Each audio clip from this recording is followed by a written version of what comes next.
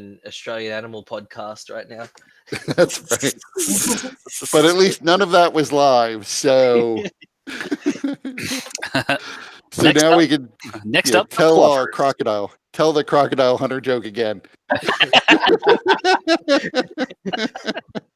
Who wants to give a recap? Not Brendan. Yes. Lushiroshi made a deal on behalf of everybody. And then we got into the mansion. Yeah, we finally got audience with the king. And Lushiroshi did agree to something. I think it was something along the lines of if there's anything that would help them defend themselves in the war to come that they believed was going to happen, that we wouldn't withhold that from them. That we would sell it to them at a reasonable price. Right.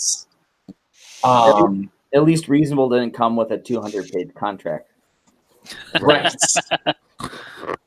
Although technically that's what the king said, that he wanted to be able to buy whatever it was you found at some reasonable price. And then Lushiroshi went one step further and said that he would, that basically you would inform them of what you found. All right, so everybody keep shit away from Lushiroshi. Got it. Hey, Lushiroshi is a focused man right now, lion right now. He wants one thing: to get philosophy. To fuck everybody over. Yeah. Disgusting. There was some speculation that Lushiroshi may become some sort of vigilante stalking the night.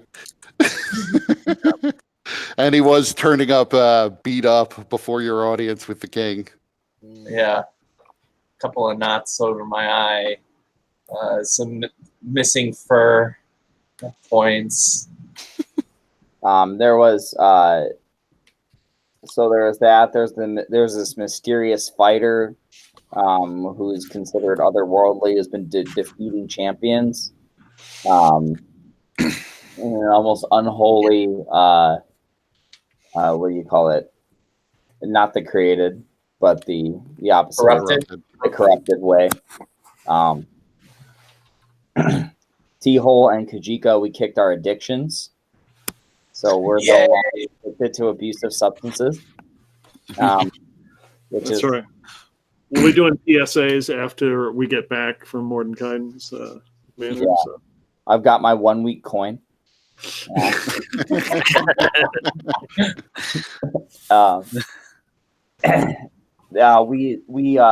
had audience with the king, as mentioned. That we went to the floating castle, which was a giant castle that we had to take a rowboat to. It had it was built by the Atarans. Had 6 massive chains with links that were like 5 meters big, like in diameter. I just recall them being massive, holding this giant castle. So we took a rowboat out to the castle, and then we kind of went up underneath, is how I pictured it, and interpreted it. We got to the door after they let us in. The castle was well staffed and comforted. It had all the comforts of home. It wasn't like a decrepit castle by any means. We got to the door. There were strange glyphs on it. I remember we spent some time trying to just sitting in front of the door, trying to inspect it. Then I think we just opened it up. I don't remember the exact thing. I think we turned the knob, and the door didn't open, but we appeared inside. Right. To kind of a waiting room, where there was a nice pitcher of craft beer waiting. It tasted delicious. Or it was ale. And we not, there was a giant, not wanting to kind of wait I think Lucirosi like went through the following door. T-Hole was kind of staying back behind, and he touched a giant purple sphere where we heard a voice in his head, which was a person known as a librarian, or a thing that calls itself the librarian, was talking to us and trying to say that we need to get him out and go to him right away, and that there were cacophony demons in the room below. So as we went to the next room, there were, in fact, a bunch of cacophony demons.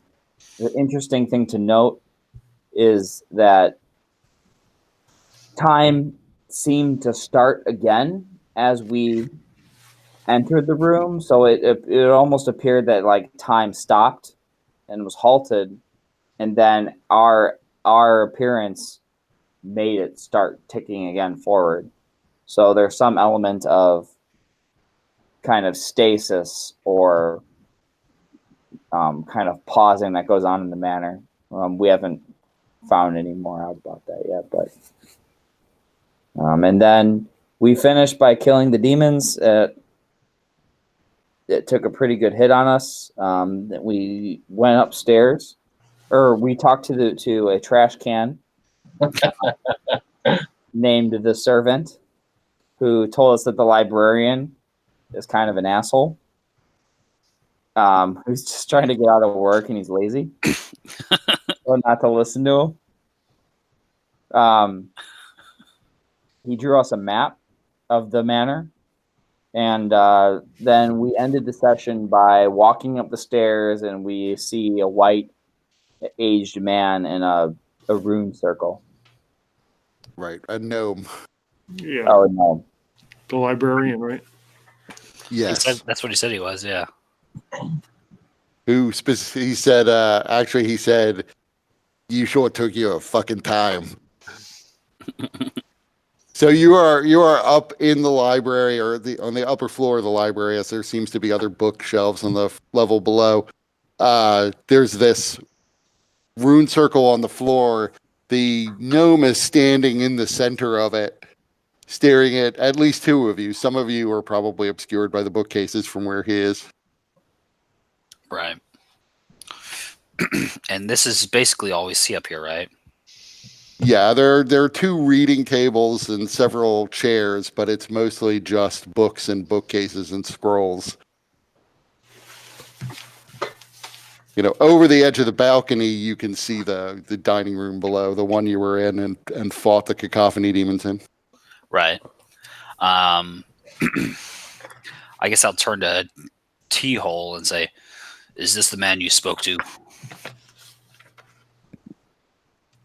Yep, he's just as rude as ever. Hi, I'm T-Hole. We spoke on the phone. It's nice at least that you finally got here, but it's been, what, you guys decide to take a break? We can leave you here. I can really offer you a lot of help. I don't know specifically why you've come here, but basically I am the font of all the knowledge you could ever need about this place. What Can about the servant? Can I make a bullshit check? Yeah, you can make an insight check.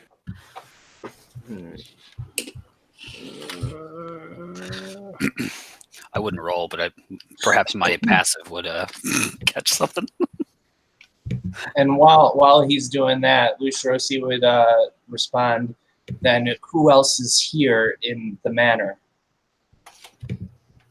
Well, right now, let's see. I don't necessarily know everybody who died, so it could be that there's like somebody who's hanging on. But if they are, they're either in a room where time is basically not moving relative to me, or they have some magical means of creating food, as most of the food in this place would appear in the kitchen, and that's right below where I am now. So they're not getting food in there, I'm sure. I know that there is Paradonna. She is here in the building because she is constantly coming and getting books. There's all of her servants. I don't know what their names are or how Wait, many you of said them there are. Paradana is here?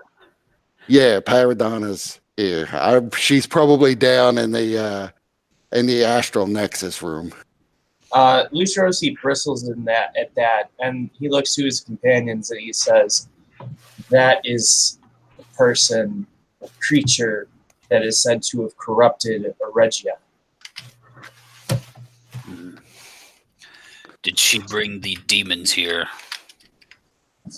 Almost certainly, she's a Vecnite. Yeah, well, I'm sure she must be a Vecnite, but did she bring the demons here? Most of the demons, I think you'll find, are servants of Orcus, and so she's not necessarily in so tight with Orcus. If you're looking for who brought the demons here, it was probably Regia herself.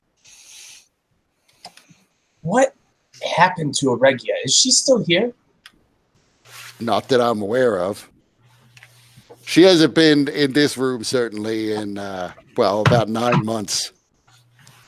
But 9 months, you got to understand. I don't know if you took time to and he looks around at all of you. Nah, I'm pretty sure you didn't. How to explain this in terms you would understand? Okay.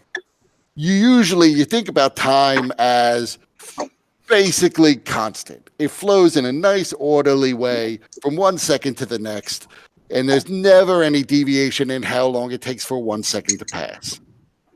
But if you look at it from a broader point of view, you realize that time is. Do you know what a tensor is? No. All right. Well, do you? All right. Think about it this way. If you are on a different plane of existence, then it can be that time flows differently. Like in the astral plane, for example, time doesn't really have a meaning. You can be in the astral plane for 1,000 years. You'll never get hungry. You never need to sleep. Time just does not pass when you're in the astral plane. Now, when you try to move from that plane to another plane, time can move very differently. Time may move much, much faster in one place, much, much slower in another. On very rare occasions, you can even find places where it moves backwards, but that's it's kind of an edge case. So we'll leave that one alone. This place there was a massive explosion from my perspective about 9 months ago.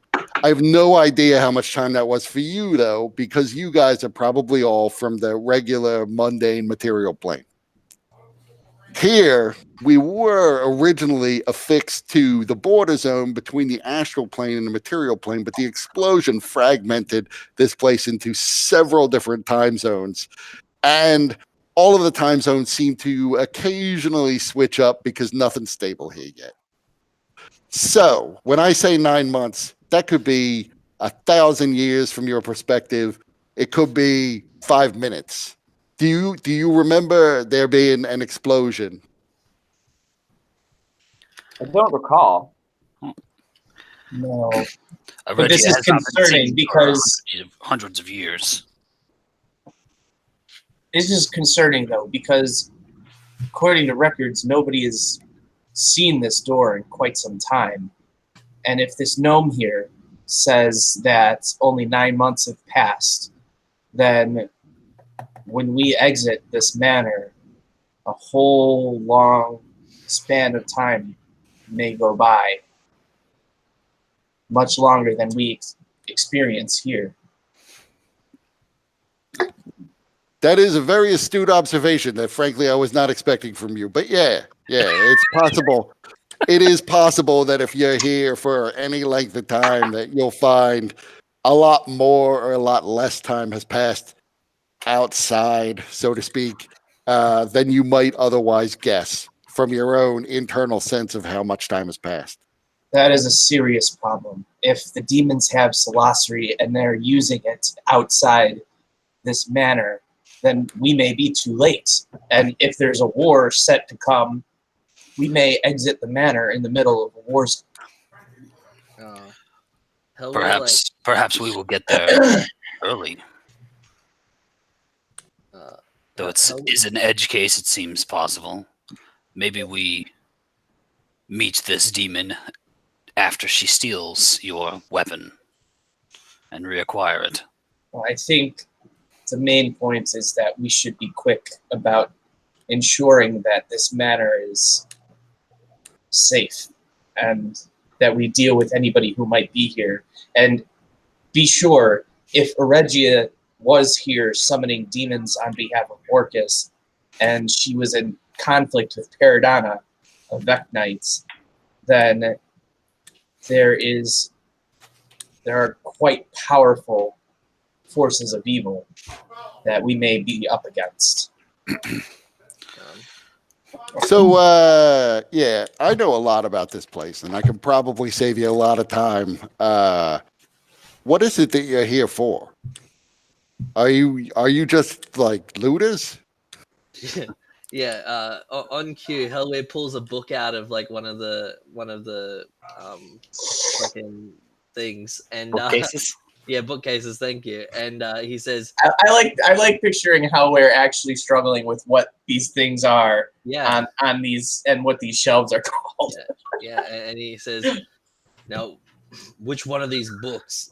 Which one of these books have the Demon Slayer greatsword in it?" I'm sorry, what? I need a great sword. Which one of these books has it? I mean, if you're looking for a book on greatswords, we do have a book that describes various weapons and weapon use techniques. But are you looking for a physical sword inside a book? Yes, that's what they're used for, right? No. Disregard him. I throw the book away. Useless. So All of them. I, the player, don't remember what the book was. That's what's her The bitch Fabrica. wanted. Yes, Well, I know the I have fabric. that one. I know that one. And then there was the lady who vouched for us. That manual and the planes. Oh yeah, some manual of the planes. That's right. Okay. I like the fact that the players would get here and be like, yeah, we also need some manual of the planes. It had some name, but I don't recall what she said. We're obviously amateurs at this. We just crossed into a new plane, but we need to know how to do it. Look, I mean, whatever it is you're here to do, I can tell you the efficient way to do it, I think. Depends on what it is. You seem to have a grudge against Paradana. Just looking at you, I don't know that you can take Paradana in a fight. I would probably just try to avoid her. How would we avoid her? Well, if she's in the astral nexus, which I'm guessing she is, because everything she's asked to look at is related to, I think, her attempts to detach this manor from the prime material plane again. That's way off at like the one end of the manor. Unless you need like the book she's using, I don't know that you would have to even go near her. If she's using the manual of the planes, then we probably need to go after her. Well, I don't know which book you're talking about. There are a lot of books in this place about the planes. Most of the books she's using are technical mathematical books. What of the De Fabrica? The fabric is that's sort of a special case. It's not part of the library. It was borrowed by Eregia about 9 months ago again.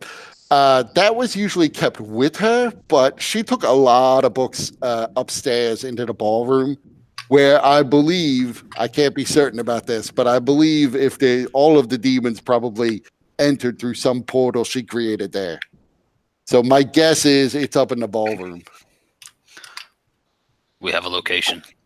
I think we have to deal with this first, but we cannot allow Paradana free access to this manor or to leave here alive. She is too great a threat. Yeah, Paradana, I'm telling you, is probably too powerful for you to tackle. Where's But the if we go to the ballroom, wouldn't our presence be alerted, and then we might have to deal with her as well? I mean, I don't know how she would know you were in the ballroom. So, librarian, how long, from your point of view, has Paradonna been here?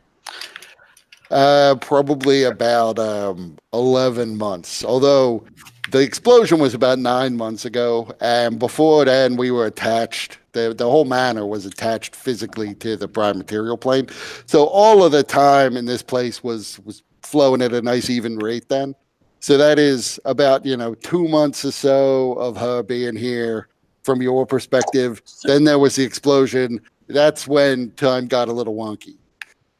So, what do you know of her? What makes you say that she is more than we can handle?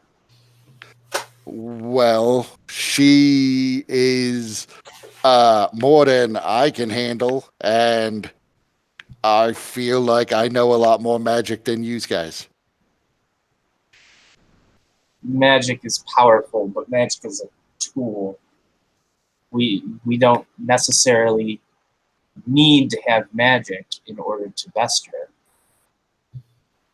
No, that's true, but she has magic, and like she has magic that can kill people with a word.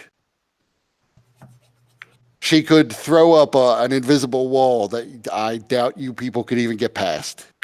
She could teleport away, or frankly, without any magic, she could probably just jump into the astral plane, and she's probably powerful enough that would not be a nightmare for her. She would just have to make her way out of the astral plane, which I'm betting she could do. So then, are there any tools here in this manor that would give us an edge? There are all sorts of tools in this manor. I don't know of anything that would make the fight easy, that would strip her of her powers or bind her in any way. What if we just locked her in this room, wherever she is? Is that a possibility? Well, like I said, if you locked her in the room, first of all, I mean, locking a door, I don't know that that's going to do much to her. But she could jump into the astral plane, and I don't think that would phase her. It would be an inconvenience if she was lost in the astral plane. So from the Nexus, she has free access to the astral plane.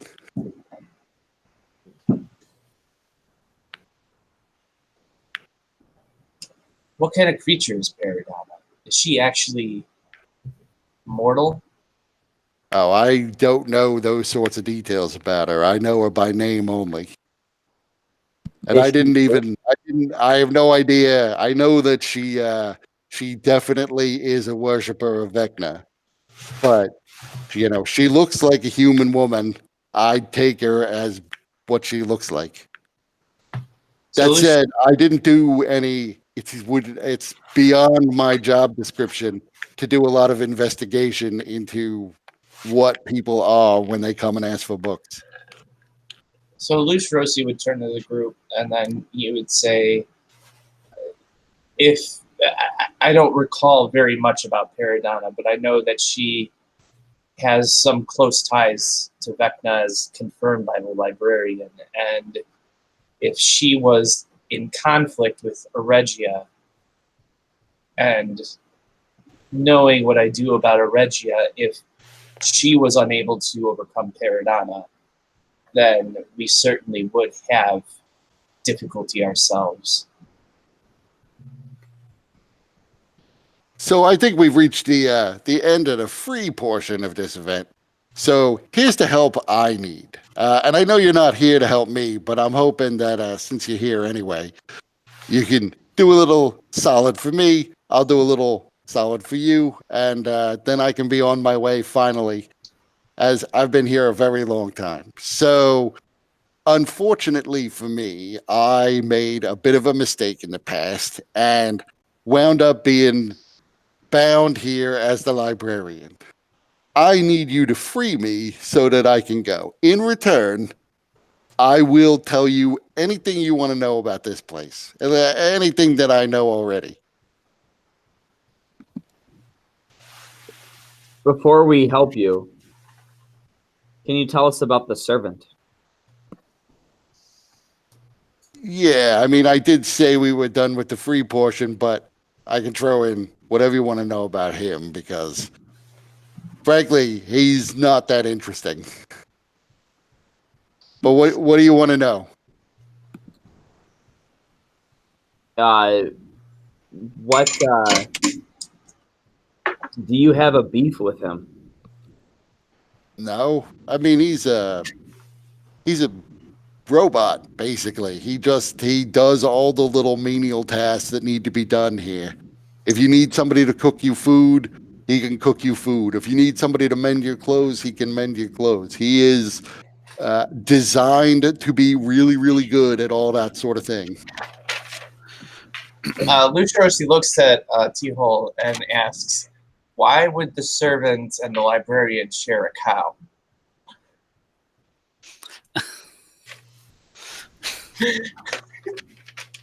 The librarian slaps Both his head. of them are separate.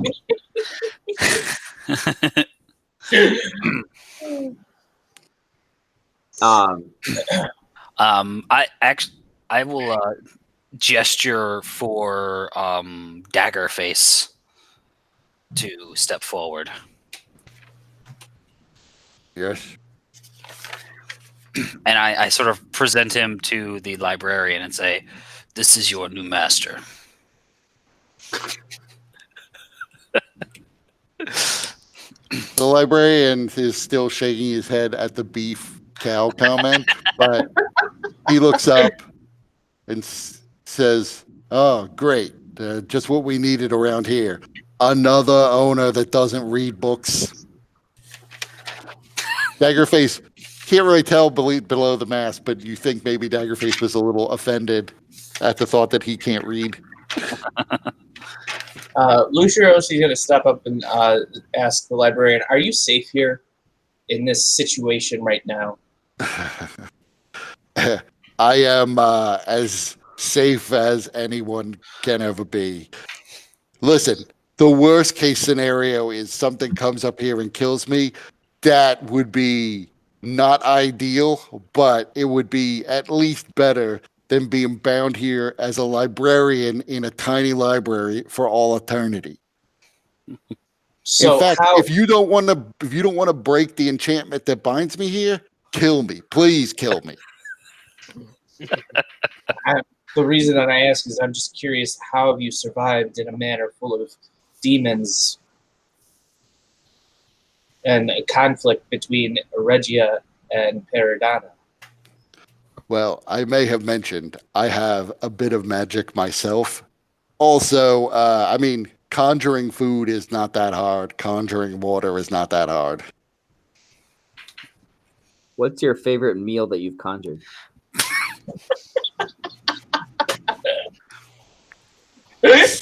All right. I said free question time is over. I gave you a little taste of all that I know. So now let's get down to it. We can make a deal. I would make any deal you want. All I want, my side, I want to be set free. And all I need you to do for that is for one of you to deface this circle that I'm standing in here. Well, the servant is convinced that the librarian here is just lazy and trying to get out of doing work. So, Did you say that? Did you say that aloud? Yes. Oh, then the librarian says, the servant is not incorrect in that I want to get out of here and not be a librarian anymore. So, I know that you said that the free portion of the questions are done, but I think it is important for us to know in considering whether or not we're going to move forward as to how you came to be in this position. Well, I got into a fight with Mordenkainen. Mordenkainen realized that I am very smart and read very, very quickly, and so consequently, he could use me as the permanent librarian in his magical manor. So, after he kicked my ass, to be honest, he bound me into service by carving this circle on the floor and binding my spirit to it. Now I can't even leave the library. So, if your spirit is bound to it, even if we killed you, that wouldn't end your servitude. Yeah, but it would end this body. And so consequently, although I am now tied here right now, I like to think that if you killed me, I would move somewhere else. I personally think I would move somewhere else. I'm willing to take the risk. Well, Not that that's my first choice on how to get out of here. I have well, I know that I need information in order to find some way of retrieving Celastri, which is, to my understanding, kept somewhere in another plane of existence, taken by Cambion. But and Cambion then serving whom? I don't know.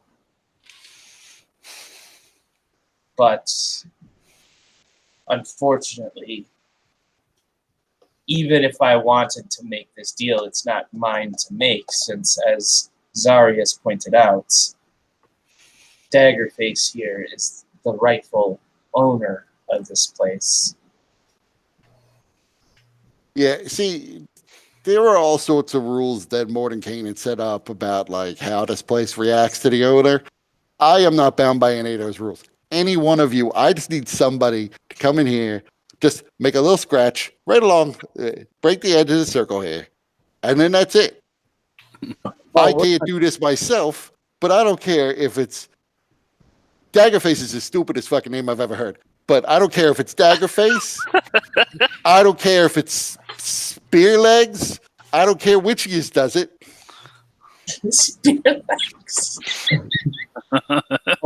We're not saying that none of us can do it. We're saying Daggerface is your new master, and it's up to Daggerface whether or not he wants to let you go.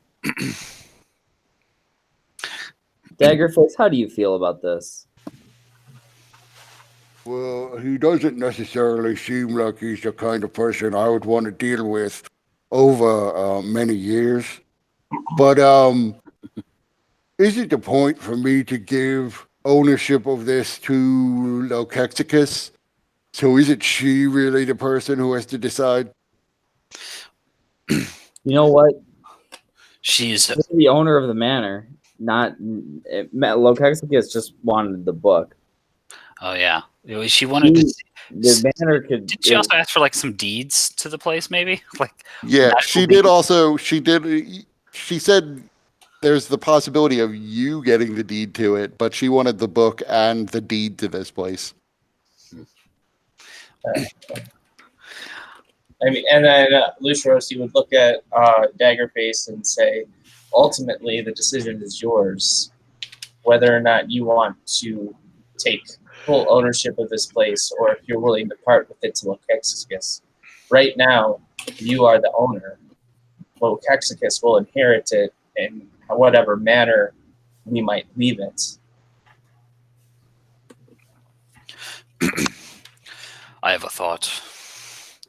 Perhaps we do not need him as a librarian. Perhaps the deal would be we free him and he assists us as we traverse this mansion. Once we are clear, then he is free to go. By what word could we bind him? Once he leaves the circle. It will be his word. We're not animals, T-Hole. If we make a deal, we should honor it, and we should expect the same.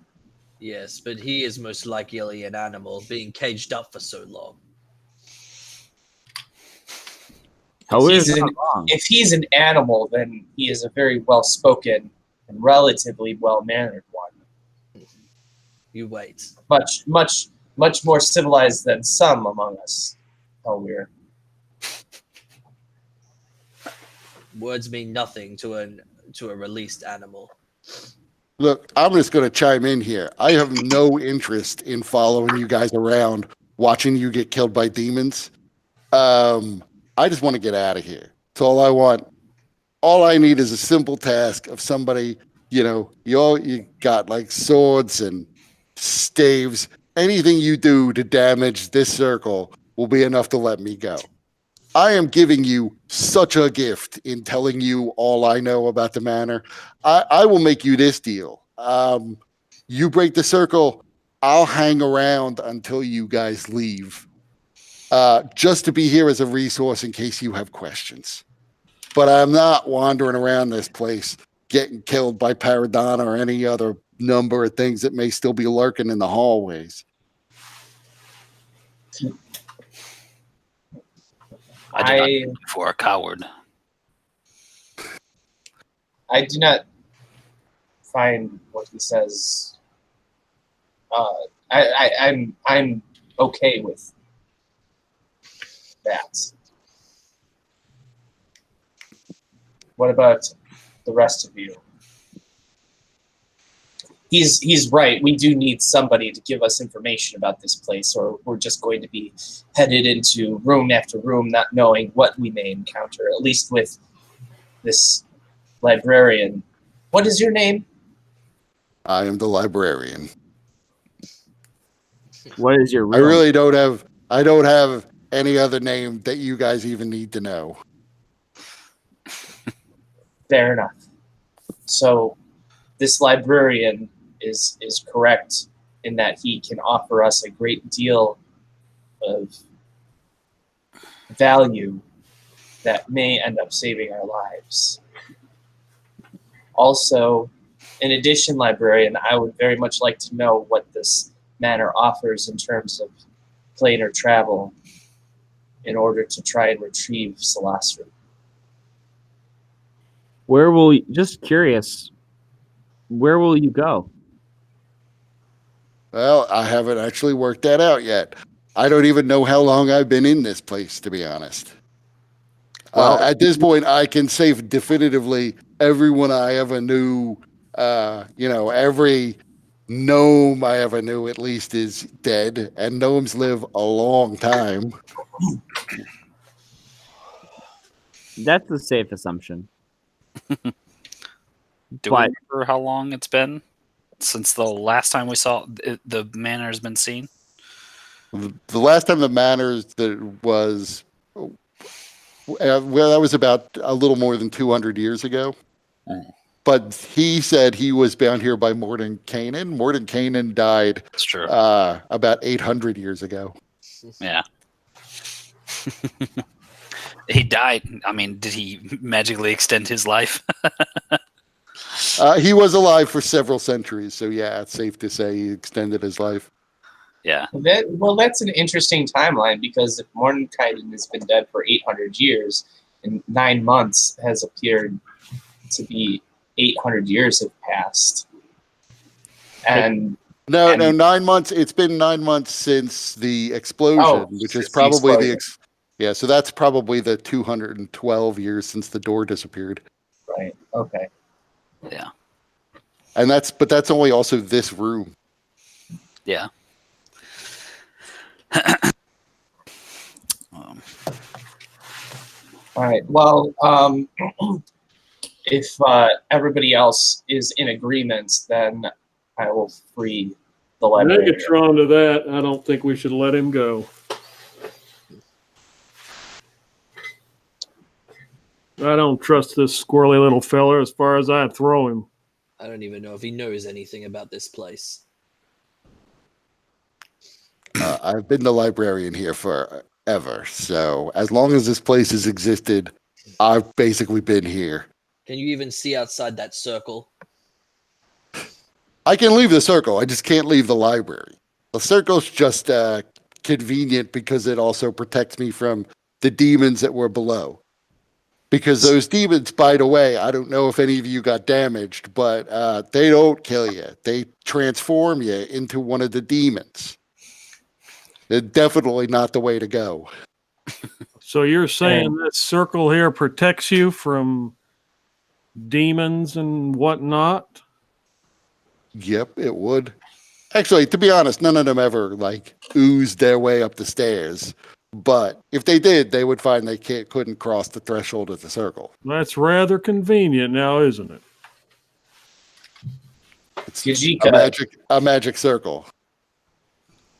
Kajika, you say that you can't trust him, but without even knowing anything of the information that we've gathered, he has confirmed that not only was Regia corrupted and turned into the service of Orcus, but also that Paradana was involved in some way.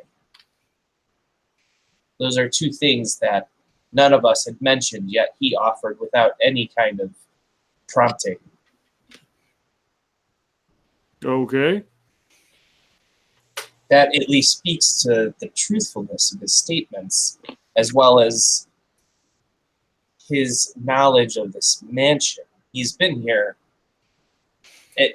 I can safely say he's been here longer than any of us, and so should know something about who is here and what we might encounter. Is that not strategically valuable? Do we know? Do we think we believe who he says he is? How do we know he's not some demon? Once we release him, he'll come after us. Lucerosi will use his ability, the divine sense, and take a look at him. So, what's the range on that, by the way? 60 feet. Okay. Well, you cast that when you actually cast that when we walked into this room. Would Yeah, that? but it only lasts a round. Yeah, but would you have sensed something up above? It's blocked by line of sight. Oh, okay. It might have been blocked by line of sight. Also, normally when you look into a room, you don't always look up. So he would have also been 75 feet away. Yeah. In a straight line, not even counting the distance up. So he'd have been outside of it. I was just wondering. Yeah. So what does it look like when you do this? So there's a sudden burst, not really burst, but like my eyes suddenly flash with azure blue light that lasts as long as I maintain the whatever it is, spell-like ability or. So you do this, and the light begins to glow, and you can sense the corruption in Zarius and in Kajika. Still can't sense anything in Hellweir, and you turn your gaze over to the gnome, and you realize almost immediately that he is a devil. Kajika, you may be right.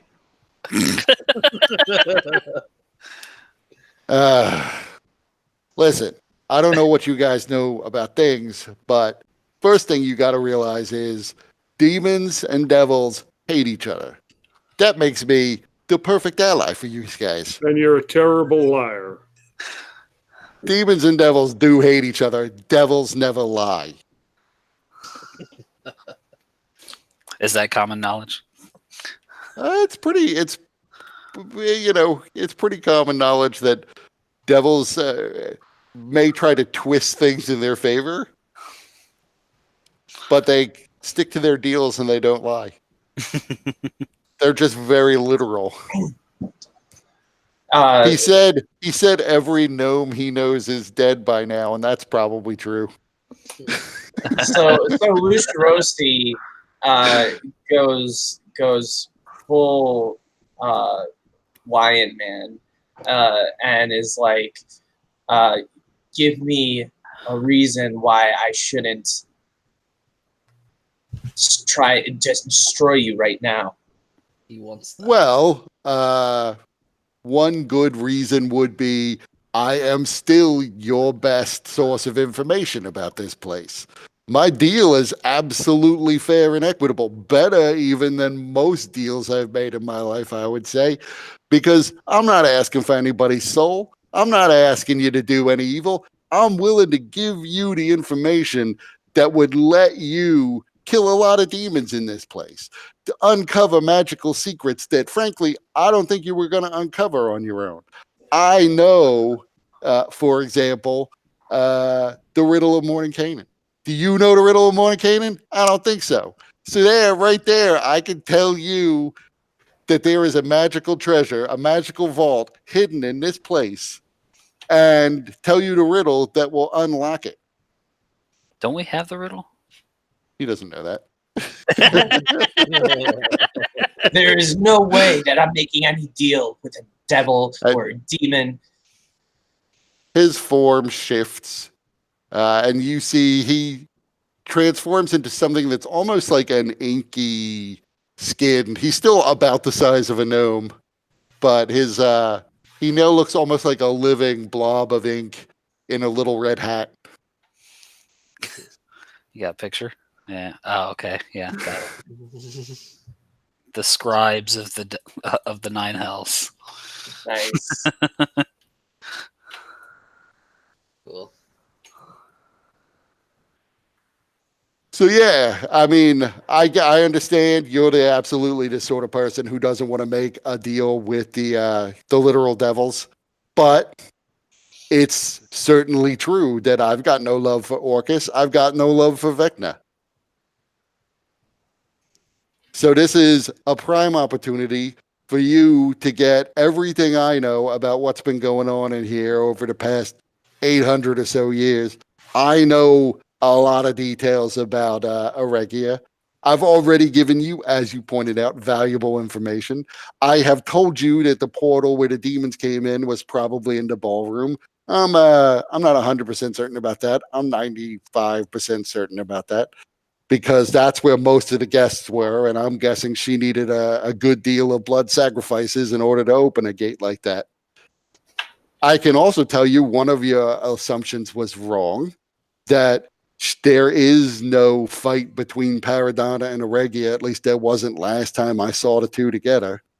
So I assume they're still working together. I know what Paradonna's actual goal here is, but I've kind of held off on giving you that one because I needed to have something to trade.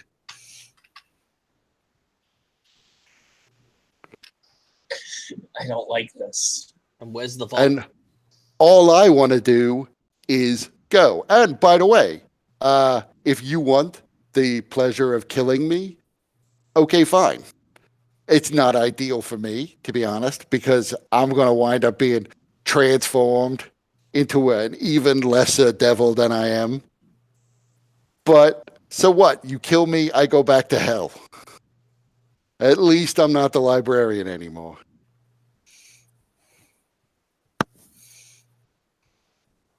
Will you be a librarian in hell too? No, you actually give me an Arcana check. He'll be lesser, so he'll be a chiropractor.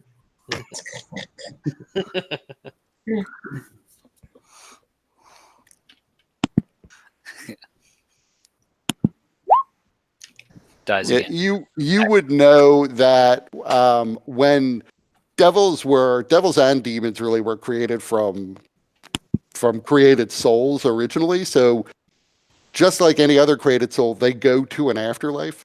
If you kill a devil, they go back to hell, but they don't die, and they usually, except the very powerful ones, don't just reform in the state they were in when you killed them. They get reduced to what's called a lemure, which is like the lowest form of devil. So they become like the cannon fodder of hell at everyone's beck and call. So it would be a sizable step down for him. Gotcha. Okay. I see. So you're willing to be cannon fodder? And it's not ideal, but I got to say I have not done a single interesting thing since I've been here. Okay, for the first 200 years, I read the books, but now I got to tell you, I can tell you chapter and verse what's on every page of every book in this library.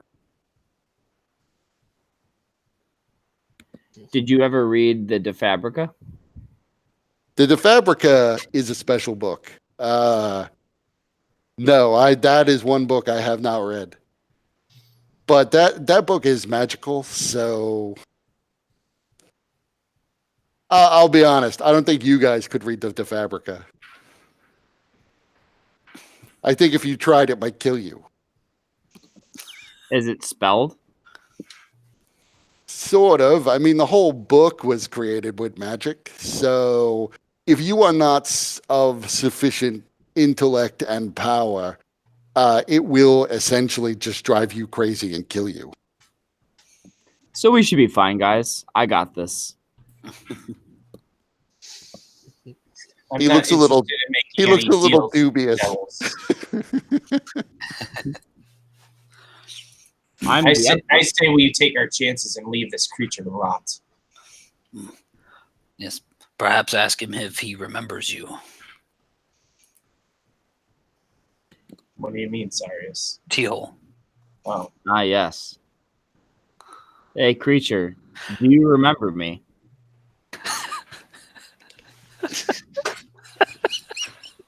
Have we Mordenkainen. met? I was the I am the founding emperor of the Gloranthus Empire on the material plane. Oh, your dad T-hole. Yes. Couldn't you tell? I know some things of you. Interesting that you think you were the emperor of the Gloranthine Empire. Think? Well, I mean, I don't know every life you've ever led. But my understanding is you've led several. Empire? Is there a book here that describes this? No, not here, but yeah, T-hole. I mean, assuming you mean that T-hole. T-hole is kind of famous, at least among my kind. What was I famous for?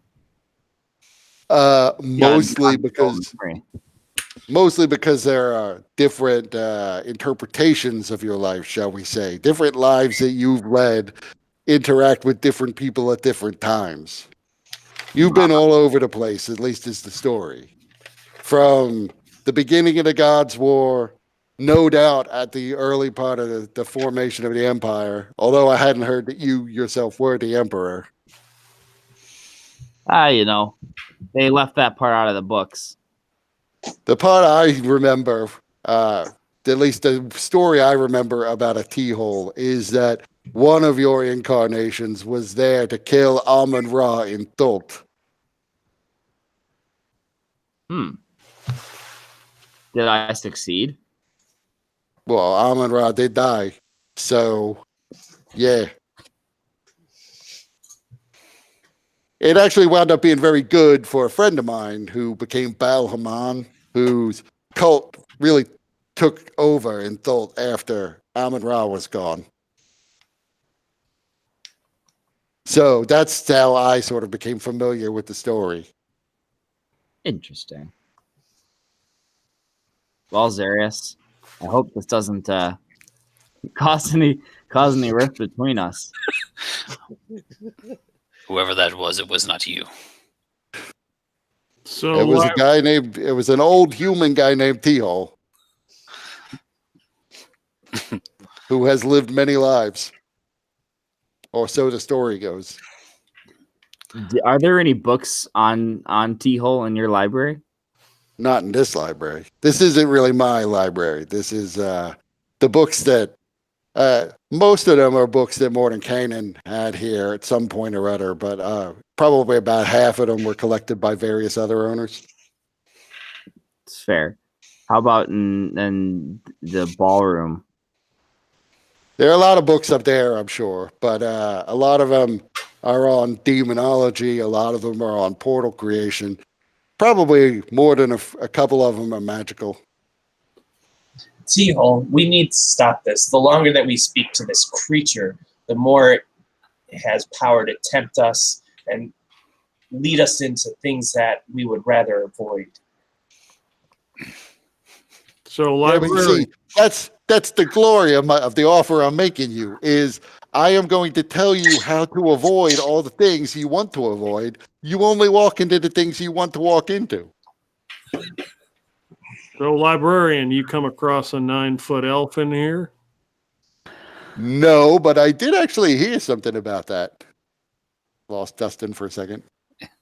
I'm back. Yeah, sometimes the internet just goes out for like a minute, then comes back. Are you in your bedroom? I'm in a bedroom. He's on a road trip. Oh, Yeah. very cool. It's the one the dwarf lady's bedroom. Yeah, she's under the bed right now, naked and oiled up. You guys gonna play night crawlers later? And play night. Something goes bump in the night. So yeah, I know exactly who you mean when you say the 9-foot elf. I don't know her name exactly. It was long. I think it began with an L. Low Shiloh. Yeah, that's it. Shaloob. I can tell you things about her that you absolutely should know, but your friend here doesn't want to make a deal with me.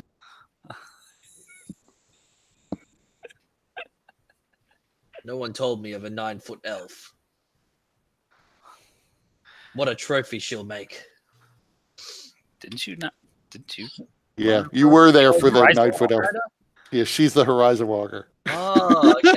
Oh, yeah, Horizon Walker. I don't know why I keep on calling her a Dawn Strider. Fucking weird.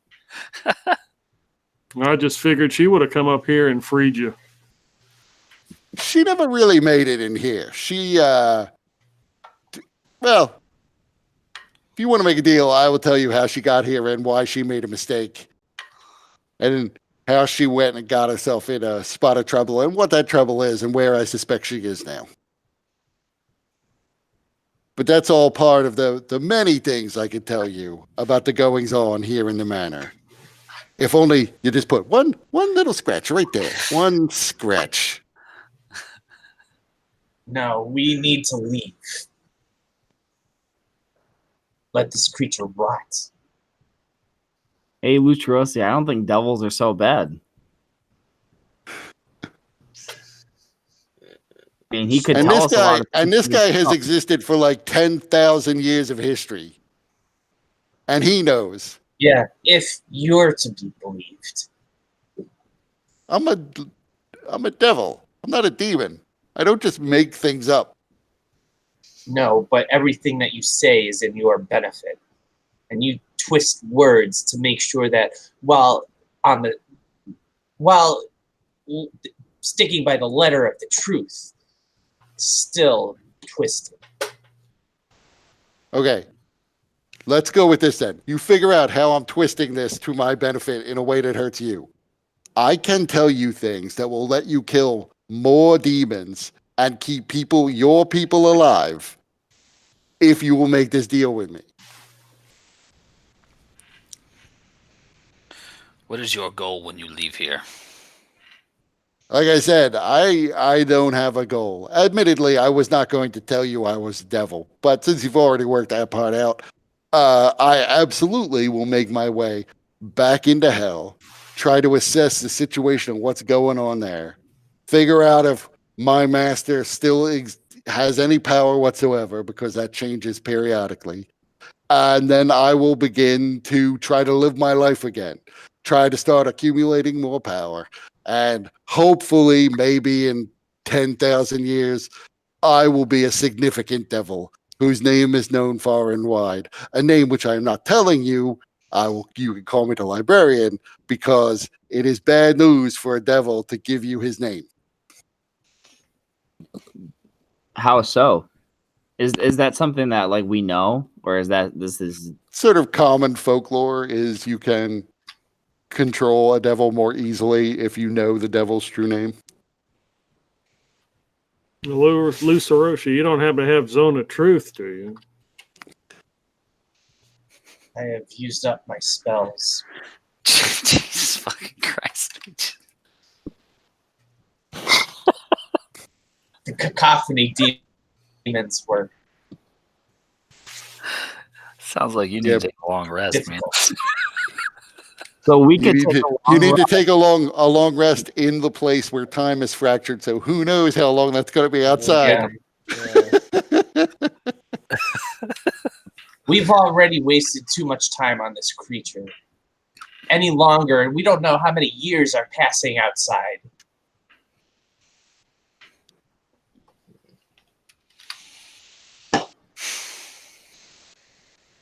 Well, it's not like we don't know where he's going to be if we need to come back and talk to him. Renegotiate our deal.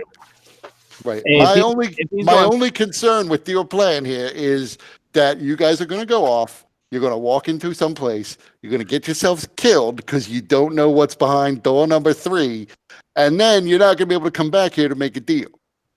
If you come back later, my deal's terms are going to be different. I'm going to demand more because you're making this hard. Right now, it's you put a scratch. I give you freely whatever information you want. I'll throw in information I think you need.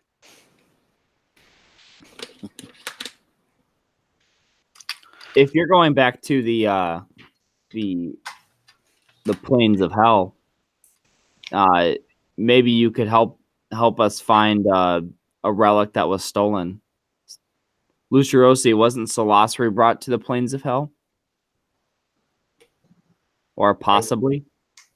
I am seriously regretting letting this devil know that the relic had been stolen and brought to hell. Well, you said it was stolen by a Cambion, so really, it doesn't have to have. He doesn't have to have taken it to hell. Could have taken it to Gehenna. Could have taken it to the Abyss. Could have taken it to a lot of different places, depending on who sired him or her.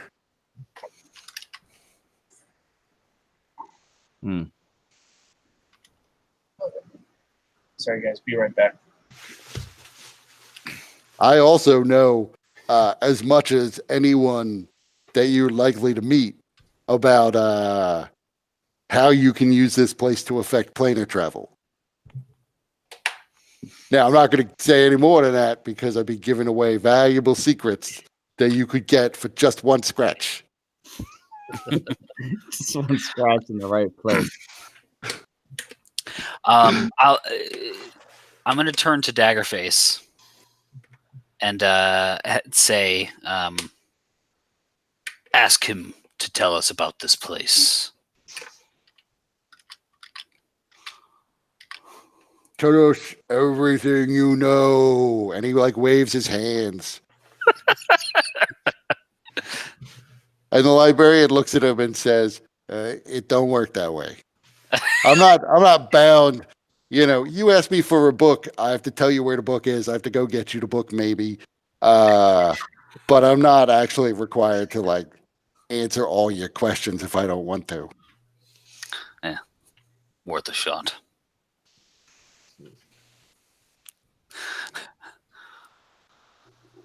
Can never trust a demon fully, or a devil. Yeah, it is very offensive to a devil to call him a demon. I know your kind sometimes gets the terms confused, but yeah, it really pisses off when you do that. Do devils feel the same way? I mean, I'm rather demons.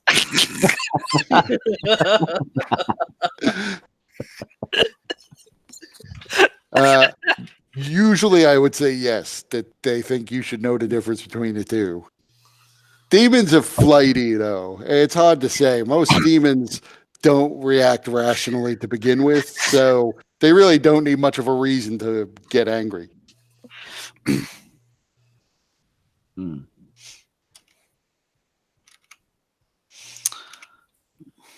Well, before I do anything, I'll let Mike come back. No, this is when we need to renegotiate everything. This is the time. Now's our chance. Scratch it off. This is the thing. You renegotiate everything with Mike in every game when he's out of the room. Especially things involving devils. That's right. Yeah.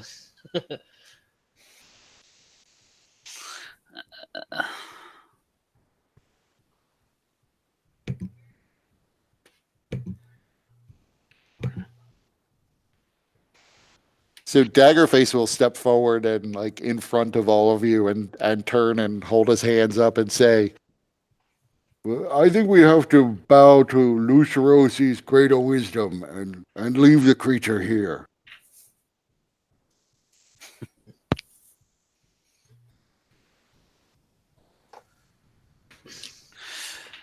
They're his spell slots.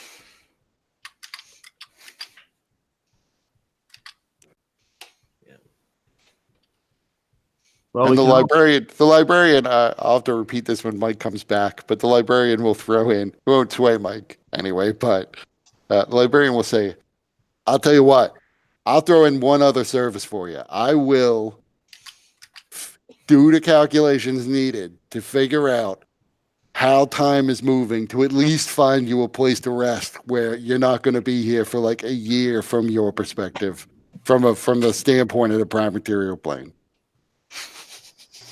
Because there's got to be some room in this place that's at least relatively close to being to having the same rate of time flow as the prime material plane."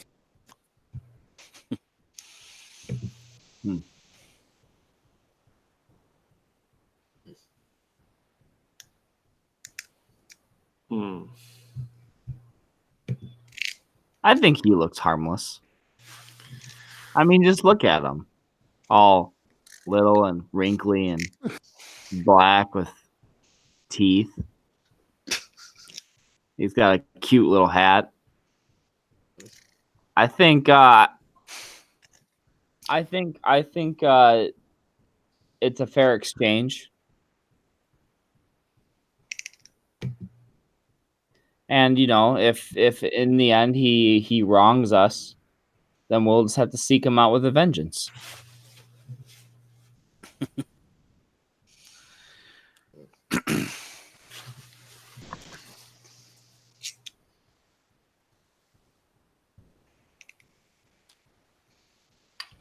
Is it normal that demons are possessing giants on the prime whatever plane you were talking about?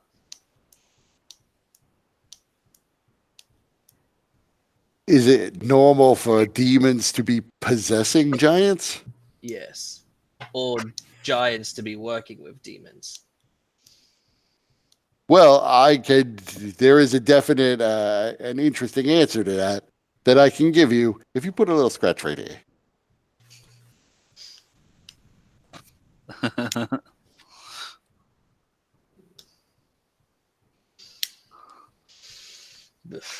You're wasting our time.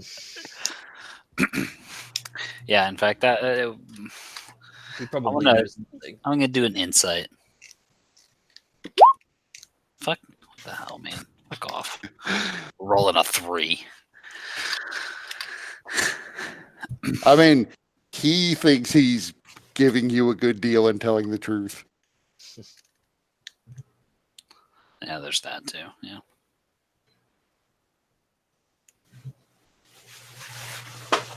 So I guess we're waiting for Mike. So let's take a 5-minute break, I guess. And Okay. I will let my dog out.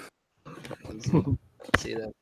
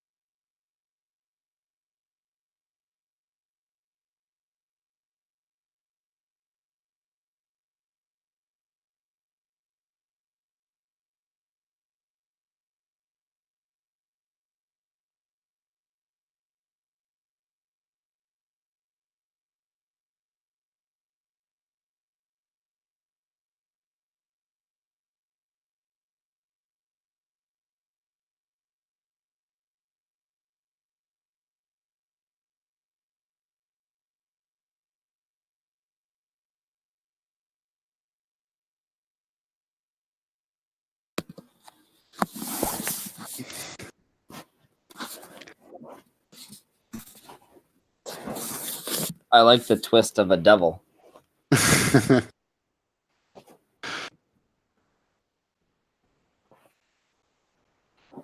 I thought this would be an interesting encounter because I figured Lucirosi would at some point figure out he was a devil. And he really can make everything easier. Yeah. You know, he can't give everything away, but he knows a lot of things that you would have to figure out on your own otherwise. And who wants to do that? Yeah. But if Mike isn't, or if he isn't here by the end of the 5-minute break, when everyone else is back, we'll just say he is just sulking but letting everybody else make their own decision. Ah, there he is.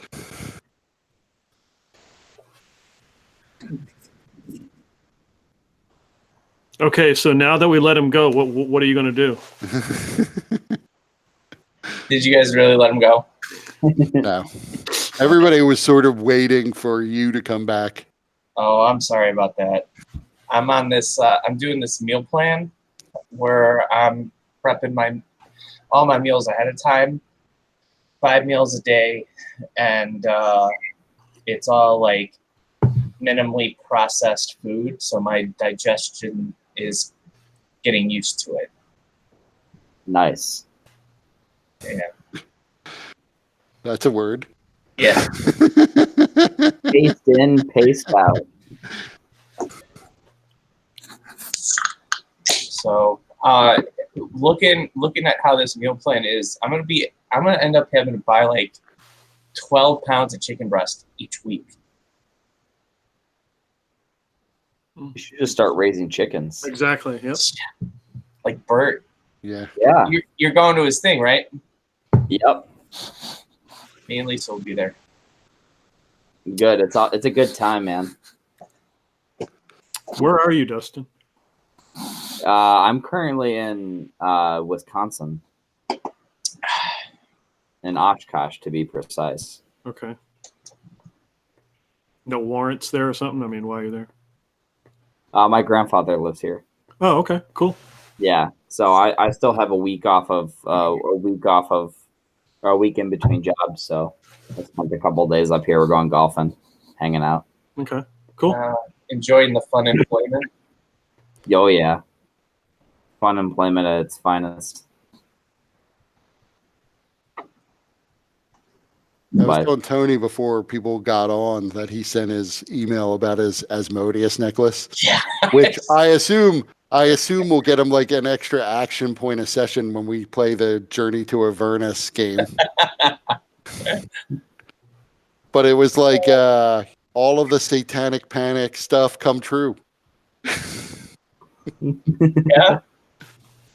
Every fear my pastor had as a child, it came true for Tony.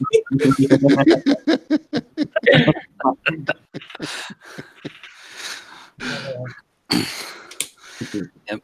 So since, Mike, when you were away, the only real thing that happened is I think you were here when the devil identified that he does know T-Hole.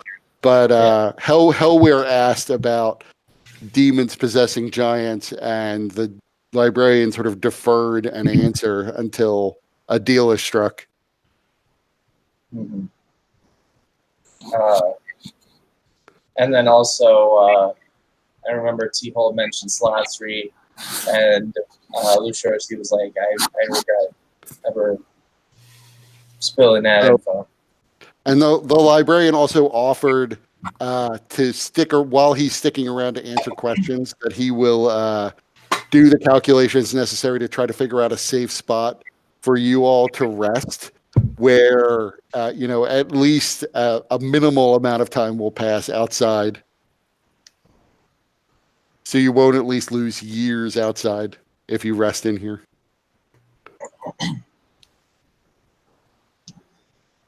So Lucirosi is still. I mean, he's a little bit more conflicted now, seeing how all of this stuff can affect everybody. But as a paladin of Ashros, he simply cannot enter into any kind of deal with the devil.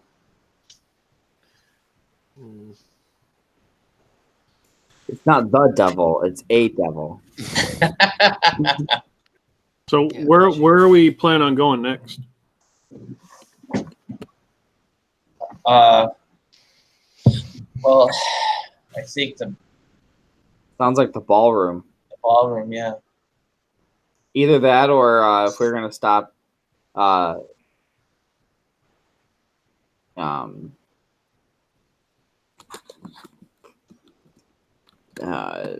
what's her name? Paradonna.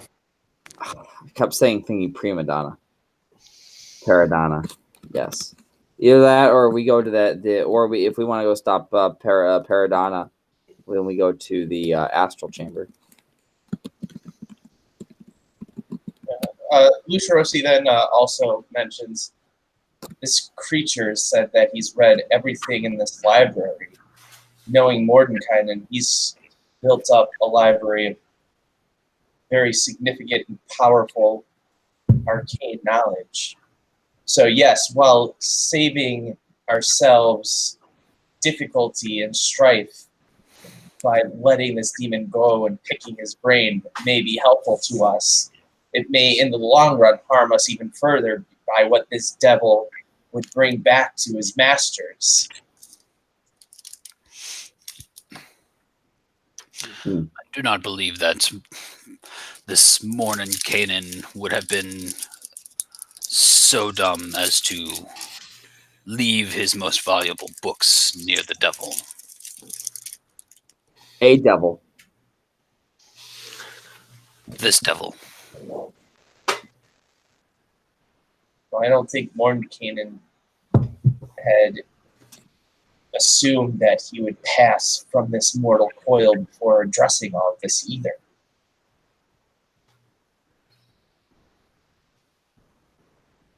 You were giving Mordenkainen way more credit than he deserves. I'll give you that nugget of wisdom for free. Regardless, we cannot enter into any agreement with this abomination. Yes, it seems there's a reason why he hasn't been freed yet. His information may not be that useful. Although Lucia Rossi has a point, he could be fairly dangerous if he's knowing what he knows and then set free. Whether that's by set free through death or through just breaking the circle. Someone else. Yeah, but think about this. Paradonna is clearly way more dangerous right now. You're speculating that maybe someday I, a fairly low-level devil, could could go up the ranks and become really powerful. But you're talking a timeline of, from your perspective, thousands of years that's going to take me. Paradonna's got plans that are going to be affected maybe while you're still in this place.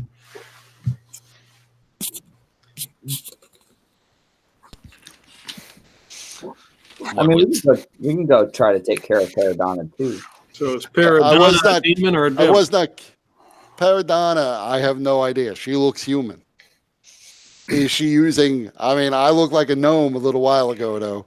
Is she using some sort of magic to look human? I don't know. Didn't really bother to cast spells to figure that out because people don't like that. And I really I saw no advantage in doing it. Paradonna does not like me so much, but she comes in here to ask questions because I've got all the books in here memorized. Enough that I have worked out what it is she's trying to do, why there was an explosion, what she's doing in the astral nexus to try to fix it, what she intends to use the manor for. And I was not kidding that I think if you tried to attack her head on, she would obliterate you. Kill at least one of you in like 6 seconds. Outright dead. So That's a first really specific amount of time there. Perhaps Tell one long, round. how long it takes to cast spells. But if you were to avail yourself of your services and join us, do you think we could take her there? No, Well, you're not. I couldn't take her. I can say this. At least I suspect if she saw the whole group of yous, she'd probably kill Lion-O here before she killed me. So I think I would survive more than 6 seconds. Lion-O, I'm sorry, you would not.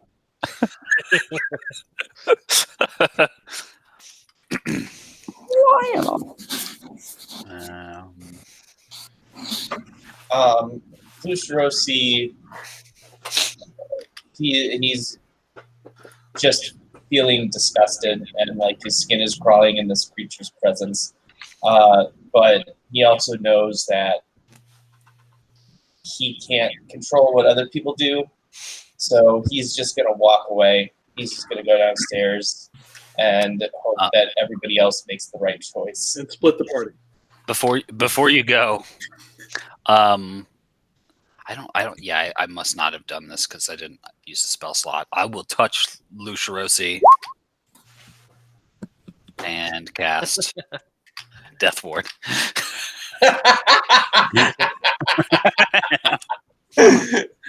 I'll give you 12 seconds. Thank you, Zarius. Lusharosi feels a bit of warmth in his chest. So, got the warm and fuzzies. This may actually give us the surprise advantage we may need to take her.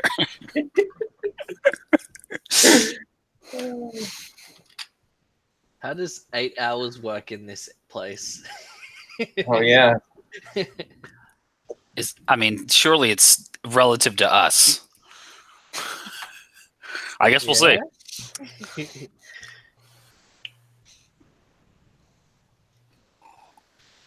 So Lusharosi is packing up to leave. What are the rest of you doing? Daggerface also, while you were away, Mike, said that we should all defer to your greater wisdom. So he is just ready to follow you out of here. Okay.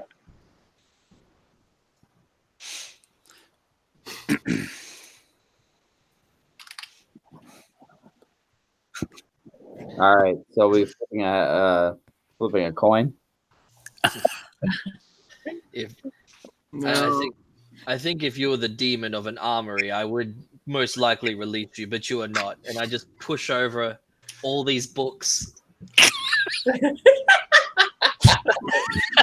mean are you trying to topple the bookcases?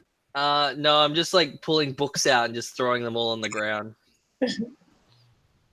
So you're pulling down. It's books and scrolls throughout this place, but you're tossing them down. Yeah. You're already making a mess. The librarian doesn't seem particularly disturbed by this for whatever reason. He likely has them all memorized. I do not believe you are harming him in any way. I just like grunt and walk down the stairs. Hey, big guy, you were the one asking about you and the hobgoblin about the 9-foot elf. I do know things about her that you should know.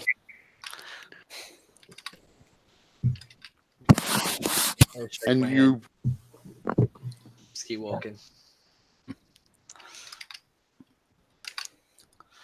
If things are so pertinent, perhaps you should help us anyway. You may be stuck here for even longer. I have already given you valuable information for free, which really is not my thing. Good day. I told you there's a hidden vault, but I didn't tell you how to get into the hidden vault. Yes, you did. I can all but guarantee that you are not going to figure it out on your own. I walk down the stairs. And then there were two.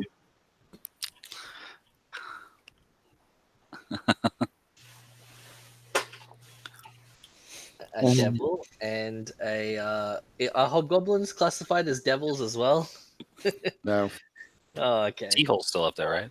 Yeah, T-hole and T- Kajika. Yep.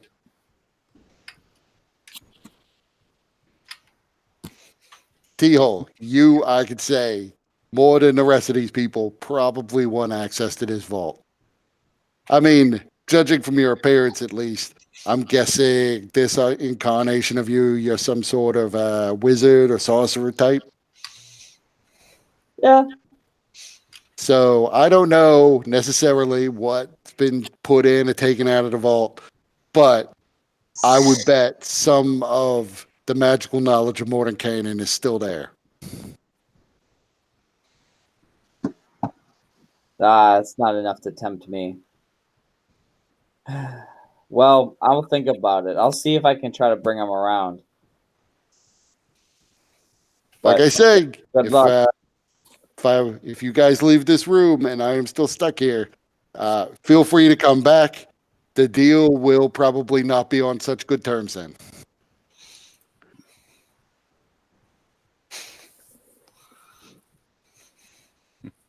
Well, I guess that's a risk that you're going to have to take. And then I'll walk down the stairs. And his leverage won't have changed. So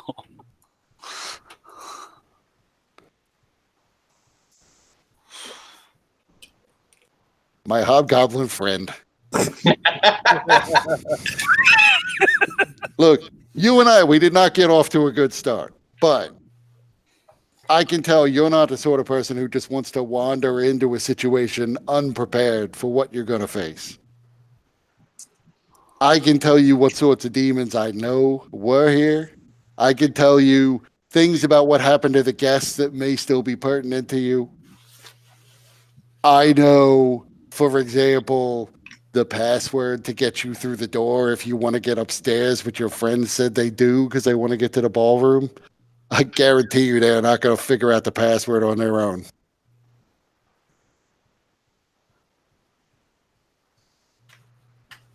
I know where most of the valuable goodies were stored in this place. Not just the vault, but also in a couple of other choice places. I like to imagine that Kajika's just mean mugging the librarian this entire time as he's talking. Look, I'll even, like I said, I'll stay here to answer your questions. We don't even have to let those other guys know that you broke the circle. I mean, if they look, they'll probably see it. But you could just cut a little hole in the floor, break the circle. I'll be free. I'll still be staying here, waiting for you to come back and ask your questions.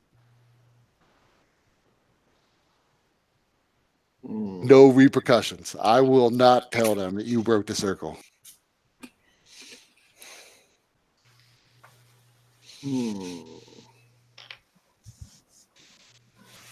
Well, I'm kind of disappointed you didn't show your true self in the beginning. Well, you got to understand, a lot of people, a lot of created in particular, don't like devils. They feel like they've heard all these stories about people being tricked into giving up their souls, which are, by the way, total lies. We might make a deal for you to give up your soul, but you will know you're giving up your soul. This is not one of those kind of deals. I'm not asking for anybody's soul, not asking for anybody's firstborn or their lives, not even money or power. Just break this circle. A little simple physical act that unfortunately the magic of the circle bars me from doing myself. To be honest, I was sort of hoping that your bigger old friend there was going to start flipping bookcases, because if he flipped one of the ones onto the circle, maybe he breaks the circle inadvertently. That would have been great. But he didn't do that, so.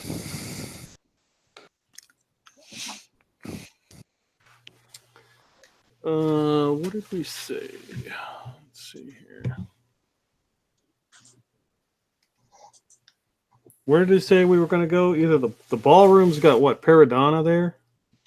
Now the ballroom is where he said Arabia. probably the gateway to bring the demons in was open there.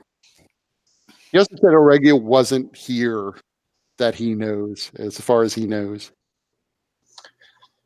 But he didn't really give much more detail than that.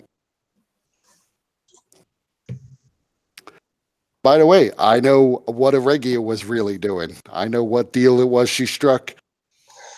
I know what her relationship was between her and Paradonna, and somewhat what the deal is between Paradonna, Vecna, and Orcus.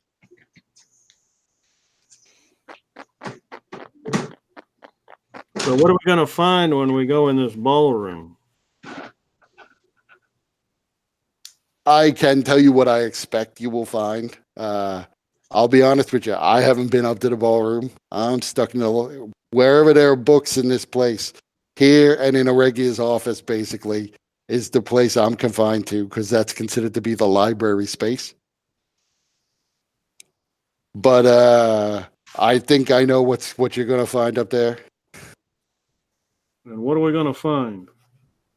Well, see, that's my leverage. If I go and answer everybody's questions now, then you got no reason to break the circle and let me out. If you were devils, I would tell you this. If you would just agreed that you'll break the circle after I give you all the answers, I would take that deal in a heartbeat because I know that a devil wouldn't break his contract.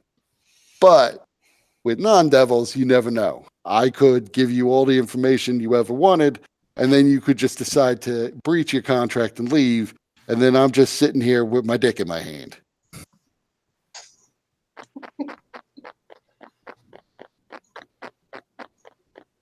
Now I got to get rid of that visual.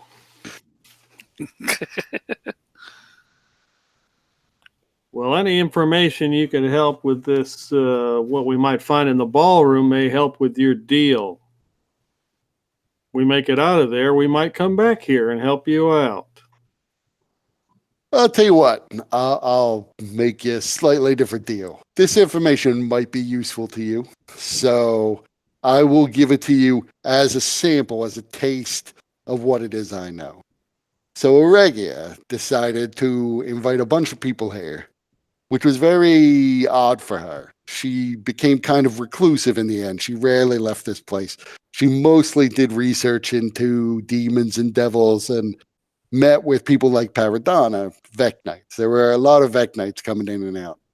But she decides to hold essentially what is supposed to be a party.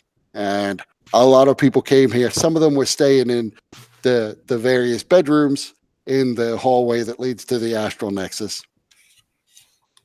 In the ballroom, that's where I believe she finally sprung her trap and summoned in a bunch of demons that began to kill people as sacrifices to Orcus.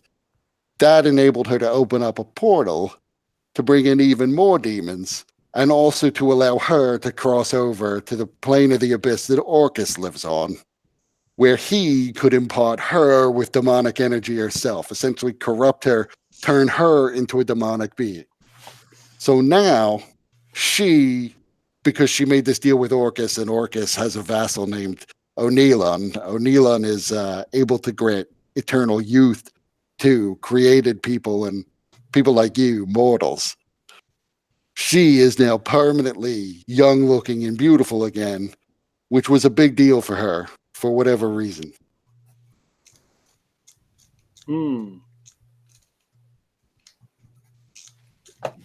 So I'll tell you this, what you're probably going to find is a bunch of people.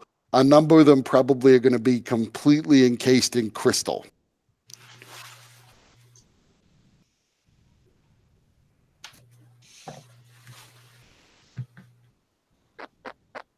Well, I'm eager to find out if you're telling us the truth.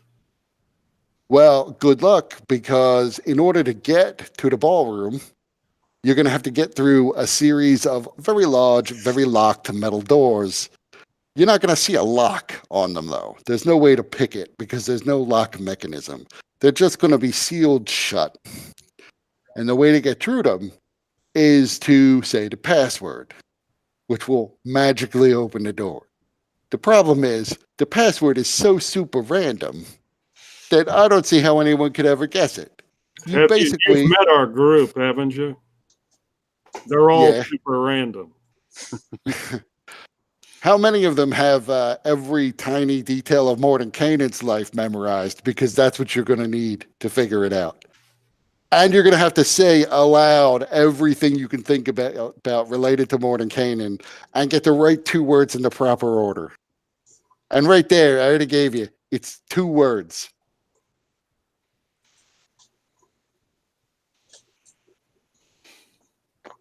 It's not going to be easy, my friend. Nothing ever is, librarian. Enjoy your time. We'll be back. And I leave.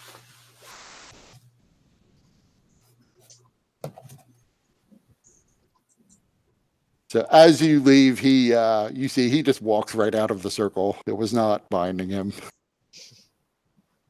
And he just walks over to the balcony. The rest of you in the room below see him now standing at the balcony, looking like he's pouting, shaking his head, staring down at you. You're all making a terrible mistake. I hope you survive to come back and make a deal later on. I would recommend you figure out whose soul you want to give up now. So preferably the ones that have it. So Lucirosi smiles a bit and he says, "For once, I am very proud of every one of you." Don't be yet. We're only 2 rooms in. And we've only deferred potentially making a deal. We haven't given up the prospect. Still, that devil offered an easy way through this mess. It's a tempting offer, hard to pass up. So I am glad to see that, at least for now, each of you have chosen to avoid dealing with the devil. A devil. A T-hole. Well, if I die, I'm going to haunt you. Well, let's just see if his information is correct. Yes. Let's see. I'm going to haunt you with love anyway. Servant, can you show us where the ballroom is? Well, it's on the map. I mean, it's upstairs.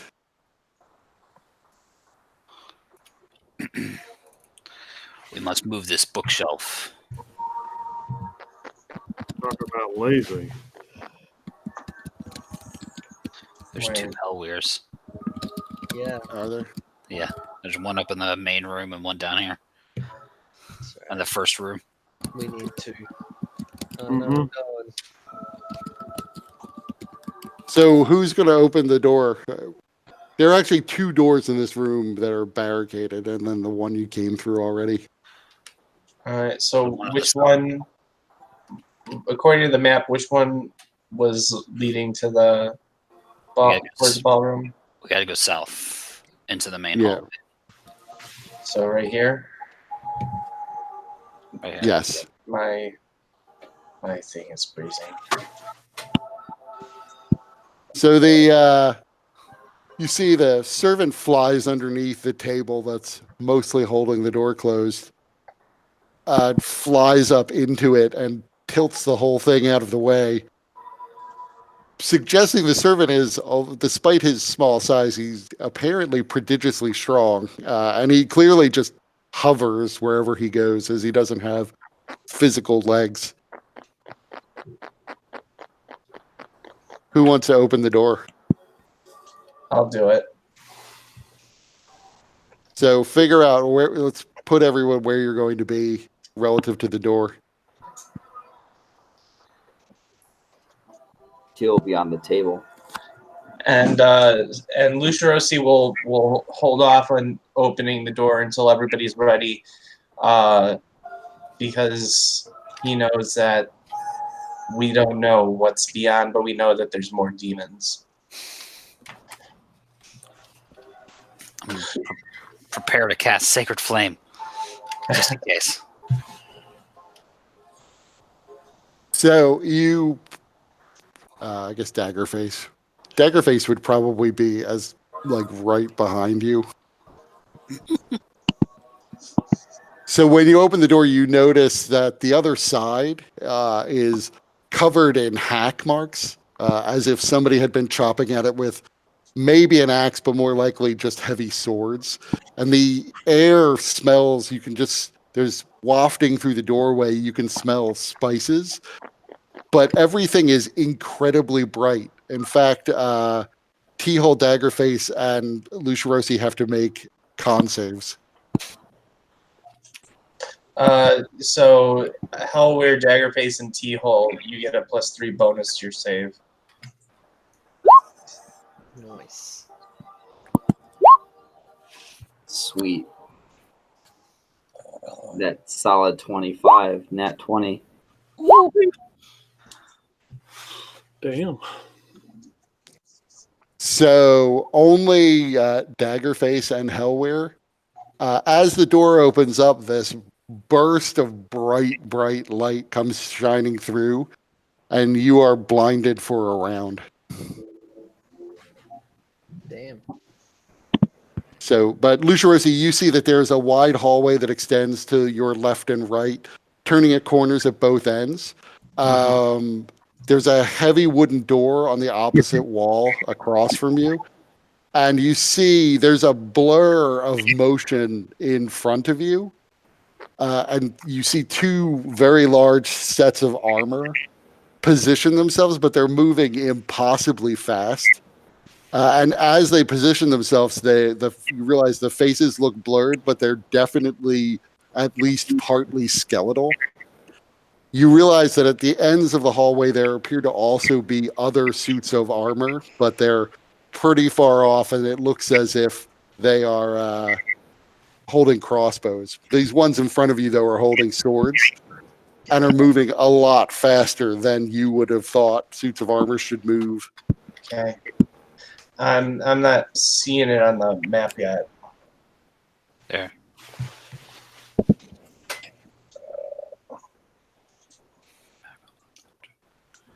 So as you open the door, in fact, they're moving so fast that they just swing their swords down at you, since Lucirosi was opening the door. But they both miss.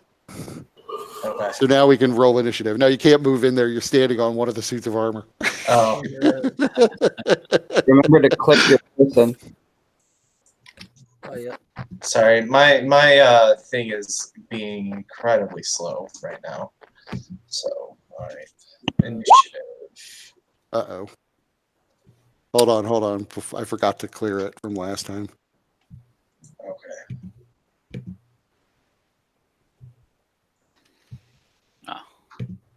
Oh, good. I get to potentially roll some better than a 2. There you go. Now you can roll. Okay. Oh, yeah, I got better than a 2. The same as before. Man, I got a worse initiative. I got your 2.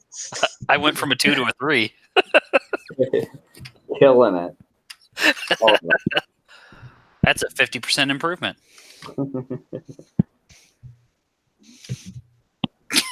Son of a bitch. Well, everybody did really poorly. So Hellweir, you get to go first, but you're currently blinded.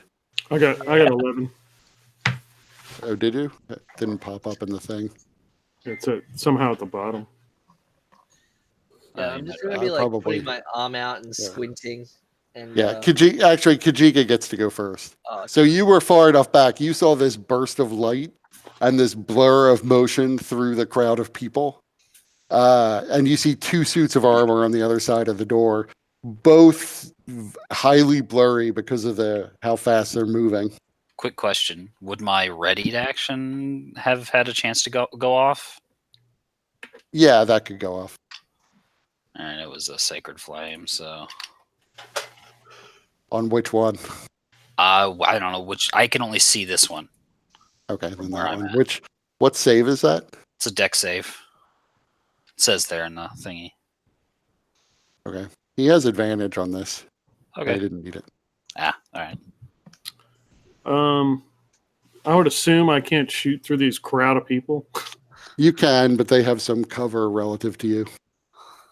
If I move over here, do they still have cover? Yeah, there's either the barricade itself between you and them, or people, or both. So they're always going to have some degree of cover. Okay, I'm just gonna move over here because then I'll have. What about jumping on the table? Yeah, I guess I could. Maybe. I mean, going over their heads instead. I don't know. This table up here. This one, yeah, or this one. Would that make it any better, or would it have to be this table? They have less cover if you're up high. Okay, let me just get to that. I think I can get to that. If you got there, actually, you might have to make an acrobatics check to stay balanced because you're standing on a bunch of stuff. But they wouldn't have cover from there. Okay, I'll make an acrobatics check. That's enough. So you keep your balance and you can shoot. Okay, pistolas. 11. That's a miss. I'm pretty sure I got a second attack. 16. That is also a miss. Damn. We're in trouble. Probably wearing like a plate armor or something. Well, I mean, it is a suit of you can't clearly see what their faces are, except that they appear to, through the helmets they're wearing, the faces appear to be somewhat skeletal. But it is definitely plate armor. Yeah. Okay, it's my turn. Daggerface can't see them and is behind everyone, so he really can't do anything this round. He is rubbing his eyes. Hellware. Yeah, I'm doing the same. And maybe like feeling around. You see you feel the fluffy mane of a lion. So these first two skeletons will attack Lucirosi because he's up front. Mm-hmm.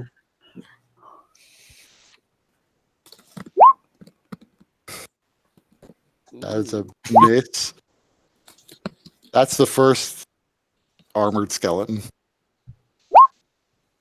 Ooh. I'm gonna negate that. It's a crit. Oh boy.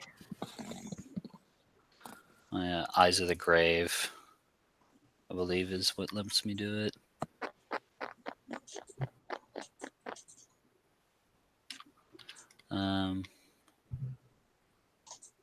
Nope, that's not the Eyes of the Grave. What the fuck was it? I have some ability where I can negate a crit and just make it a regular hit. What is the ability? You can look it up later. Sentinel at Death's Door. I think that's it. Yeah. Of course, it's got Sentinel in it.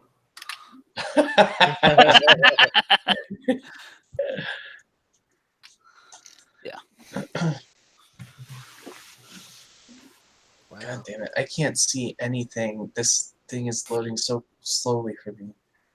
Alright, so then that's not a critical, so 1, 2, 3.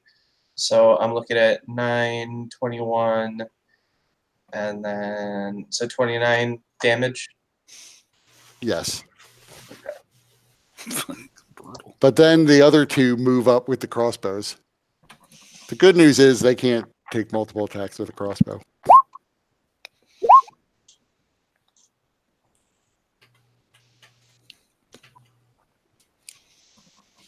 And it's T-Hole's turn. All right. So I'm standing on top of the table here. Can I see? Can I see any of them? You should be able to see probably 3 of them. The 2 that are right in front of the door that just swung swords at Lucirosi, and then 1 of the crossbowmen. Okay. I see them now. Okay. Yeah, I do. I do. You can actually see all 4 of them. You can also sort of partially see this one. Yeah. So I'm going to. I'm going to. Let's see their plate.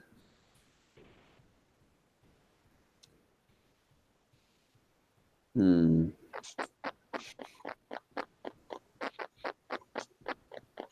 I'm gonna shoot a firebolt at this one.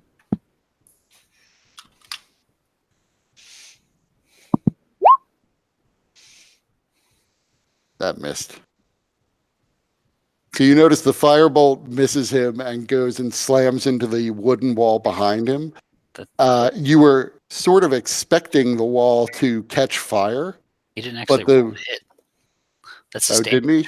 Yeah, Oh, it's that's his 2d10. damage. Yeah. Okay, you have to roll to hit then. I thought that the firebolt would do that. Probably something's set wrong in the spell. Okay. So just roll a d20 and add your ranged attack modifier. Ranged spell attack. 13. Yeah, so that misses. Okay. So yeah. Continue on. So yeah, the firebolt hits the wall. You're expecting it to catch fire, but the wall, it seems to almost spread out over the side of the wall, and there's not a single mark on the wall as it dissipates. Odd. Are you doing anything else? No, that's it. Sarius. Step this way. 1. Yeah, just right here. And then I could see this guy, and this guy. I'm gonna cast Bane. They have to make charisma saves versus DC 15.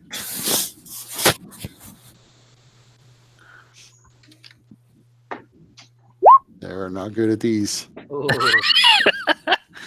Indeed.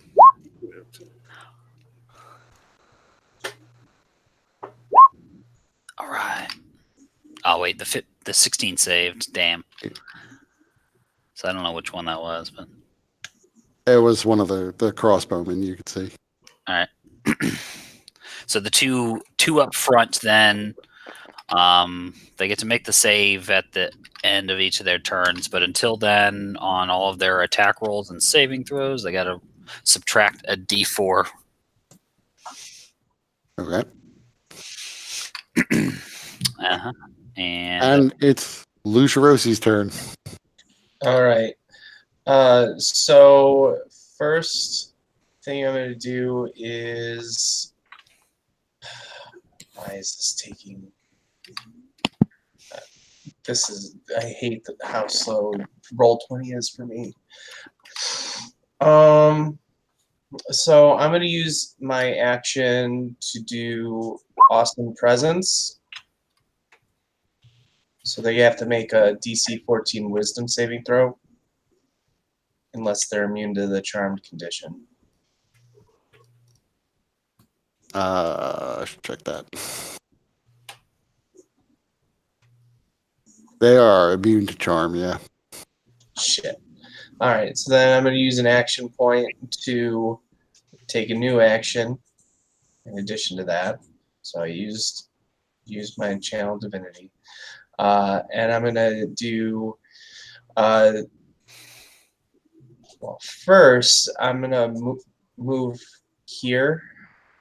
Can I do that? Move by. Move. So that, I'll draw an attack of opportunity from the 1, which I'm fine with. Yeah, okay, you shouldn't ordinarily, you should have to shove your way past them, but I'll trade you an attack of opportunity if you want to slip by them. Okay, so an attack of opportunity from both of them? From the one you're slipping by. Okay. Oh, that's true. You're moving out of the other one's threatened space. Yeah, So, yeah, it would be from both of them. that's fine. I'll do that.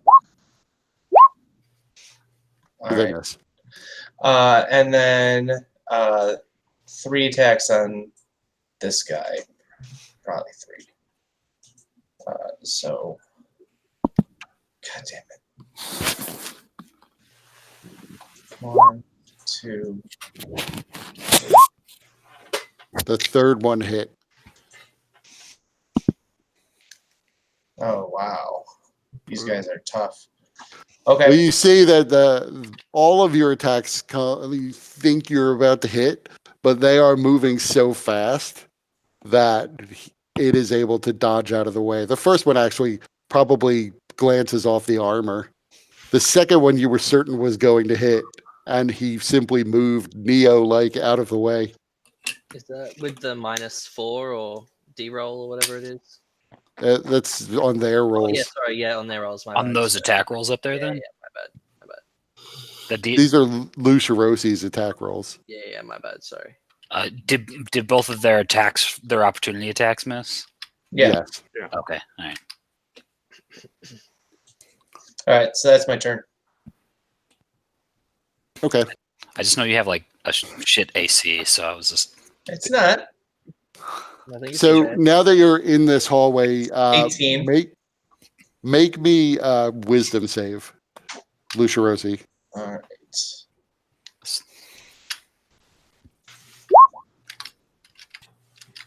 Jesus.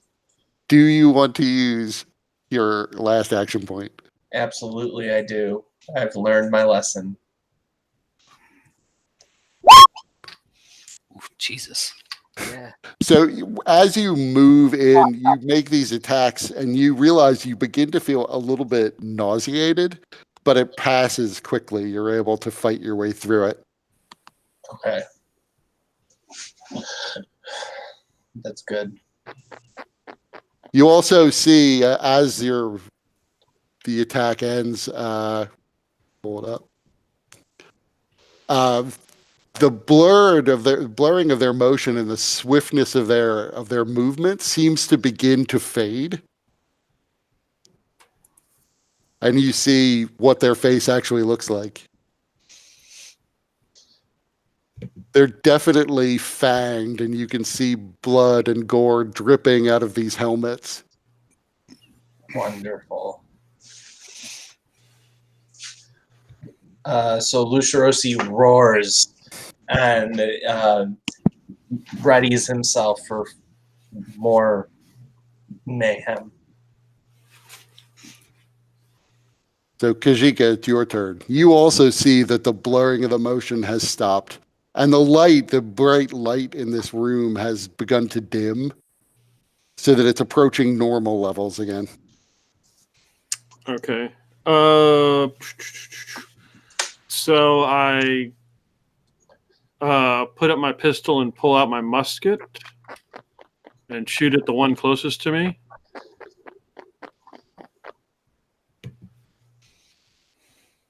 Nice. 30 damage. Damn. Indeed. Do I still have another action, or would that whole thing be both my actions?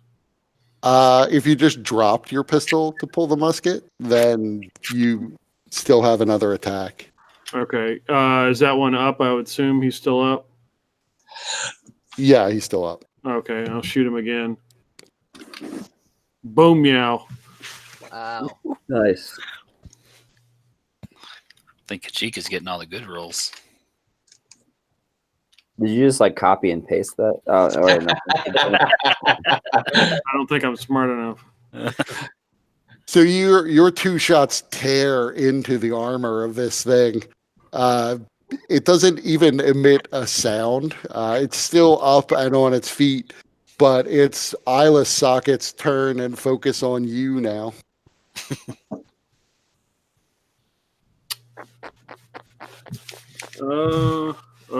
Let's see. I got a movement. Here we go.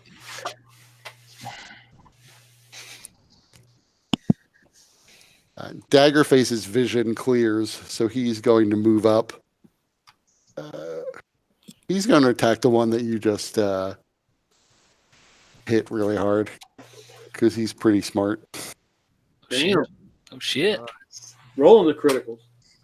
It's 2 hits too. So Daggerface raises his axe and cries, "Daggerface!" and brings it down and knocks the helmet and skull completely off of the one that you damaged. And on a second swing, the thing goes down.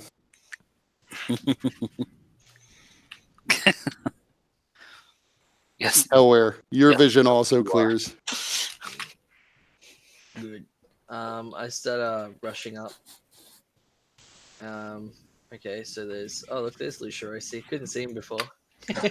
All right, I'm gonna do some great sword swinging.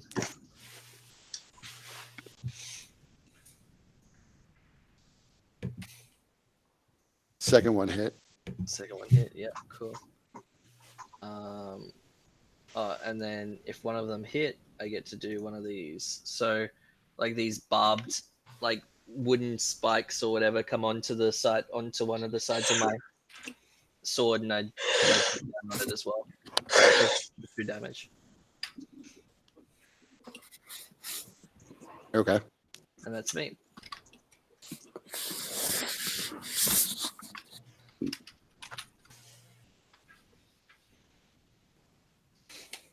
So let's see.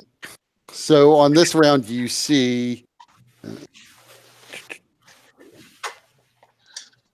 Well, this one who's been injured will attack Lucirosi with his greatsword.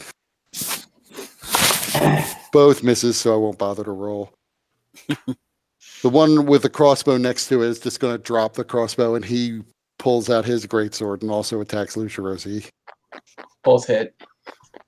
He's got a, -4. Yeah. No, Oh. not this one. Not that one. oh, he's on it. I don't This even one see that missed. one. Yeah, that one he wasn't in. You can only do 3 with Bane anyway. Yeah. That's true. And this is the one that actually made it. This one's going to level his crossbow at Hellweir, I guess. Yeah. Yeah, it's a hit. And then the door across the hall opens up, and you can see more skeletons filing out. One of them is notably bigger than the other 2 that are following behind him.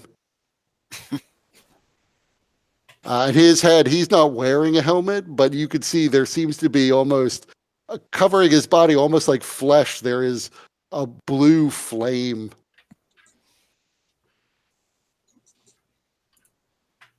Ooh.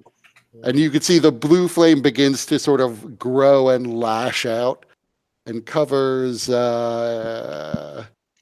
everybody except Zarius and Kajika. Make me a Constitution save. Daggerface and Hellweir, you guys should be in range of my aura, so +3 to your save. What kind of save is it? Dexterity? Constitution. Yeah. Oh, T-holes within it. I can't see where the guy is, so. yeah, T-hole's in it. What do I see exactly? You see a wave of blue flame come through the door and even through the wall itself in a ring that catches T-hole but doesn't quite catch you. Okay. But I didn't have to make a con save, did I? Yeah, you do. Oh, sorry. I didn't hear you say my name. Nice. I think you're good. So, yeah, T-hole and Hellweir, you are fine. Lucirosi and Daggerface, though, are slowed as ice begins to form all over your body as this flame hits you with just a burst of cold. Mm. It's the fucking Night King.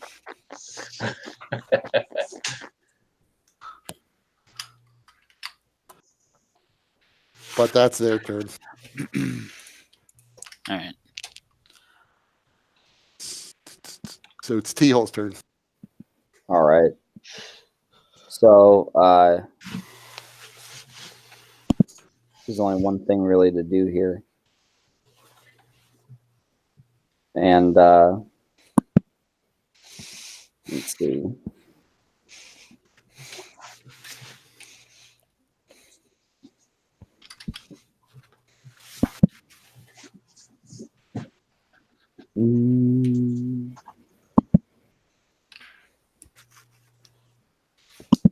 Oh, That's the effective slow, by the way. Oh, okay.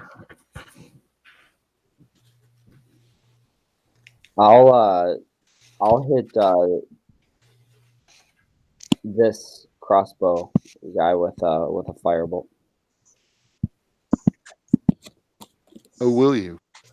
Let's let their dice determine that. Oh. It hits his armor, but it basically just spreads across the surface of the armor and doesn't burn him. All right.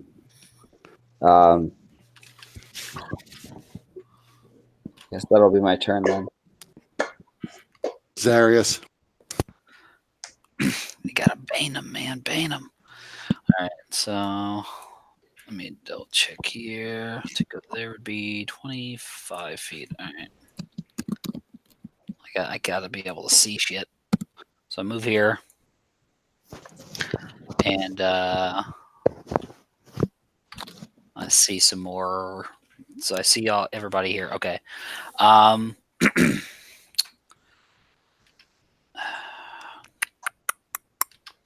Okay. I hit the weight now. I should. All right. So there's just this guy. Is there more skeletons? You see the door is open. You don't see other skeletons. There are, but you weren't there to see it. Lucia Rossi's probably the only one who saw that there were things behind him.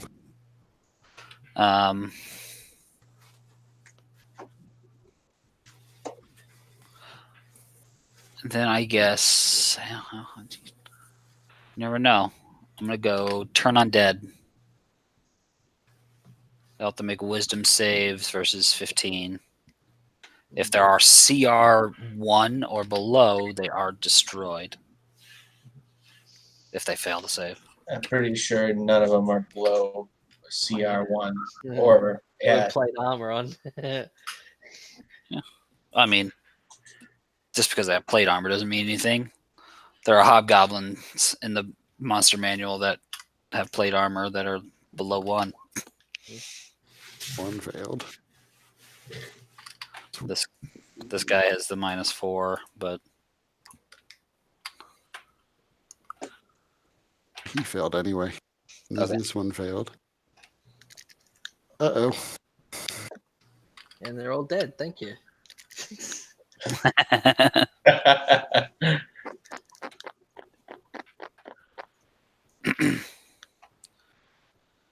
is this guy undead? I was having a monitor issue for some reason. I didn't know you had exotic pets. Yeah, the guy with the flame around his head is not undead. Really? Even though he's He is a fiend. God damn it. Okay, fiendish skeleton warrior. Yeah. But all of his little minions are. Oh yeah, there's one right there. I see that guy. Oh, good. So most of them seem like they failed.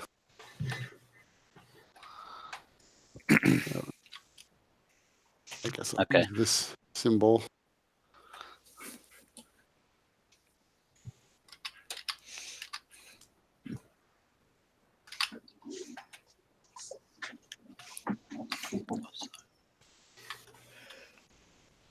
Yeah. So Zarius walks in and sees all of these some more skeletons and says, "Osiris demands you turn away." And then that's my action. Because I can bonus action spirit weapon. That's true. Technically, this guy gets to make a save versus his Bane, I think. Oh, at the end of his turn, he would have, yeah. He failed He anyway. still failed. This guy seems bad, so I'm gonna spirit weapon this guy. And oh sweet, I got 21 to hit. Let's see if I can draw here freehand.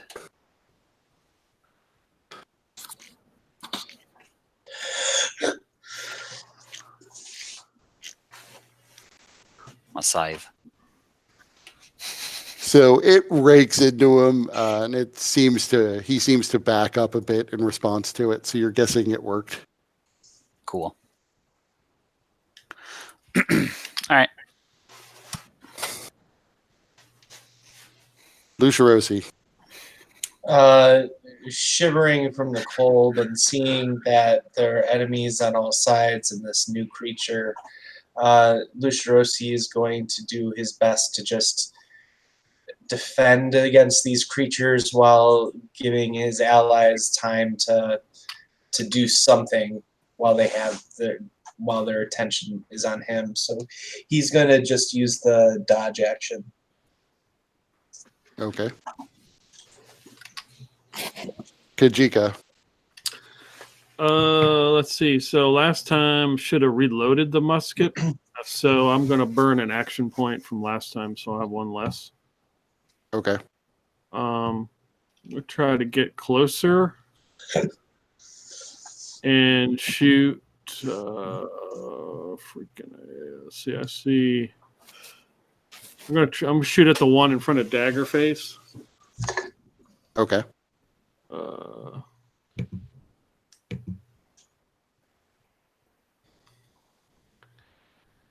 So that hits him.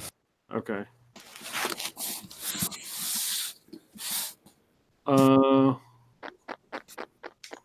And then move. I can stay right there. Okay. I'm just reloading the musket with my second action. So Daggerface is all ready to bring the pain, but he's bringing it very, very slowly because he's shivering his way through this cold fire that hit him. I think he's just.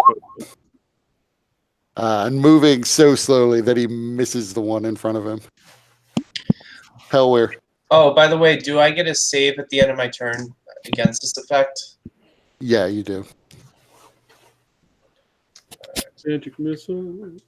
Constitution, right? Yep. No, I accidentally pressed that. Okay. So you shake it off at the end of your turn. The Daggerface also gets a save. And Daggerface gets a +3. Doesn't help him. Okay. Hellway's gonna drop some great swords again, so let's give them a couple rolls. Boom.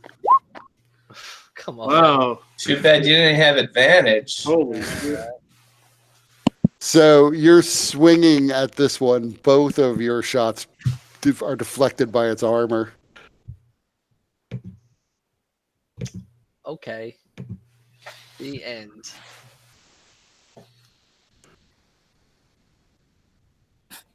So this one, it just going to drop its crossbow and pull its greatsword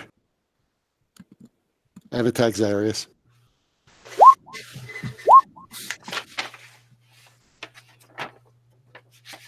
And then it will move here.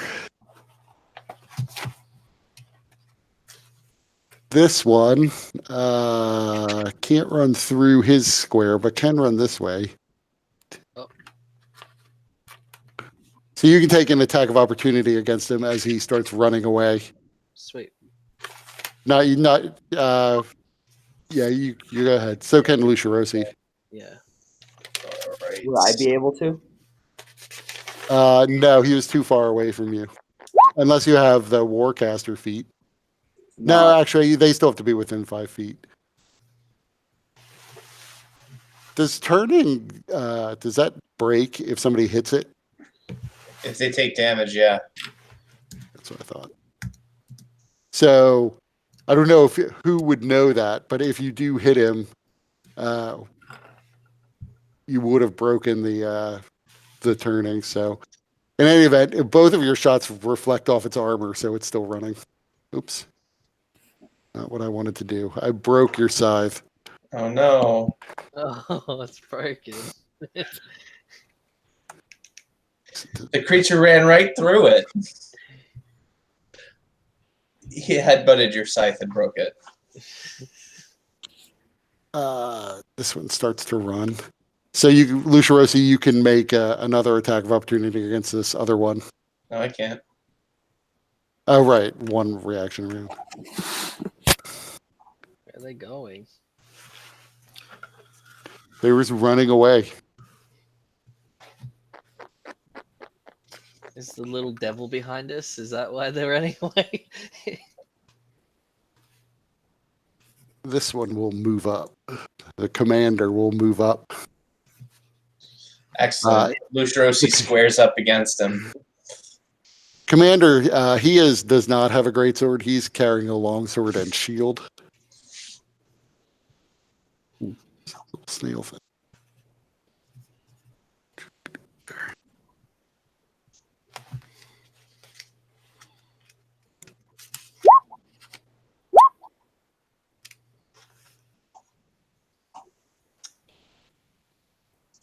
I believe that's 2 hits. Yep. Freaking hell. So 13 and 18, that's 31.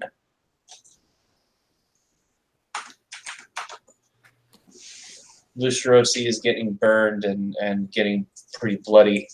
He's starting to breathe pretty heavy. And another skeleton emerges from that room across the hall and attacks Lucirosi. Oof. Both miss. 19? I am dodging. Oh, okay. Good point. T-hole. Can I see this room across the hall? It's harder for me to figure out what you can see. I can see. Yeah, you can barely see the door that they opened to get into the room, to get into the hallway. Gotcha. You also saw the map. The map's in your journal, by the way. So you know that there's a Yes. door there from the map.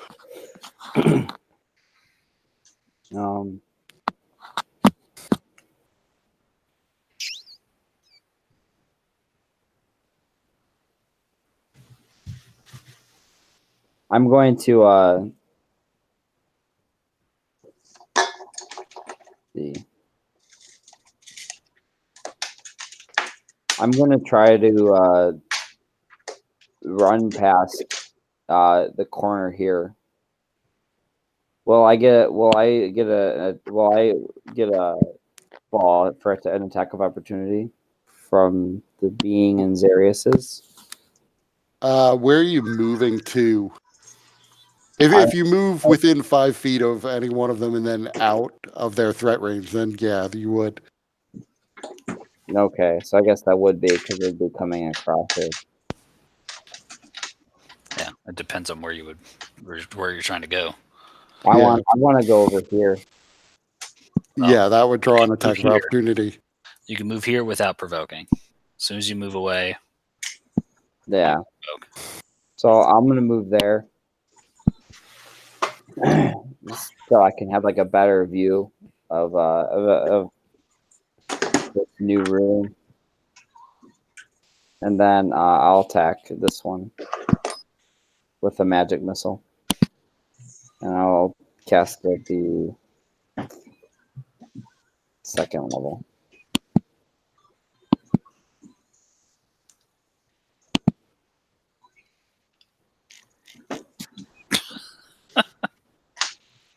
Wow. Solid. It's a great original. 12 force damage. Yep.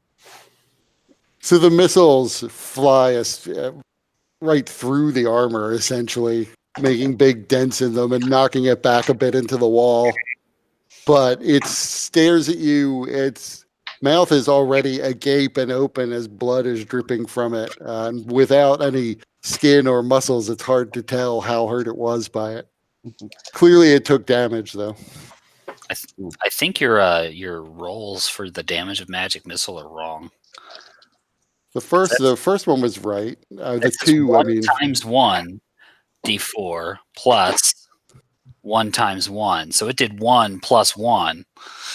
right. But that's for that's the upcast. So that's because he cast it at second level. It's 3d4 plus 3 for first level, which is the I 10. see. Higher level And casting. then Got it. right. And then he rolled a 1 for his second level casting. Yeah. So Yeah. Mm. so Zarius' turn.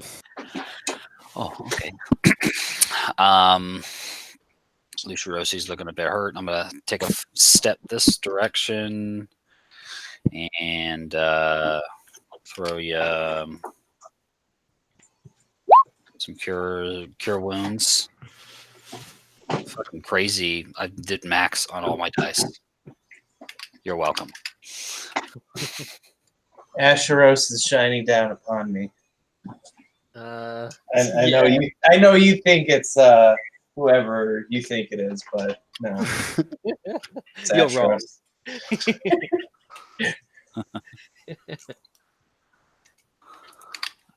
So, yeah, 24 healing to you. So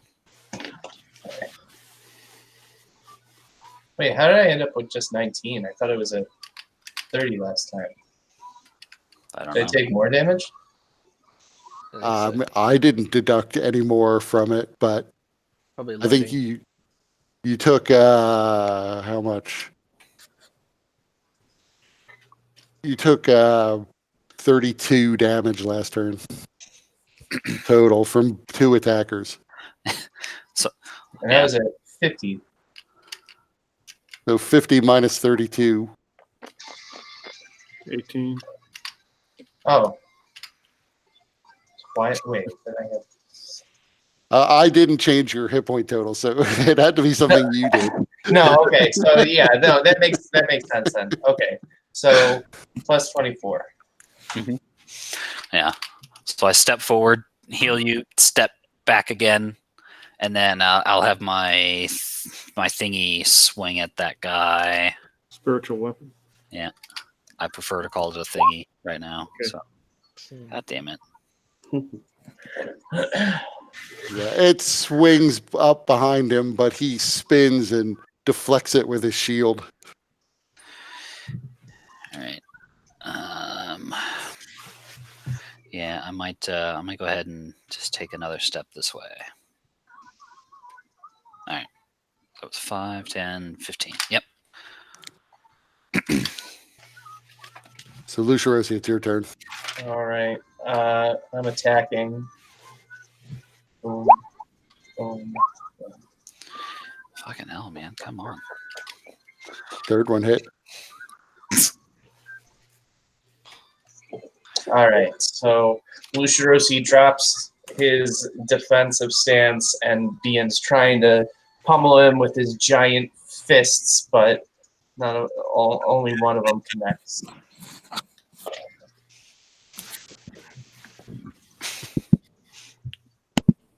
Control yourself. Kajika, it's your turn again. Okay. I think I can see the commander guy, right?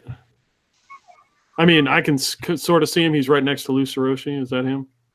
Yeah. Because it looks really weird from what I'm seeing. Okay. Yeah, right here. Yep, that'll be him. All right, I'm going to shoot at him. Do I have a clear shot at him? No, you're shooting through Lucirosi, but there's not much cover. Okay. I got the musket loaded. I'm going to shoot the musket. That hits. Let's see. Okay.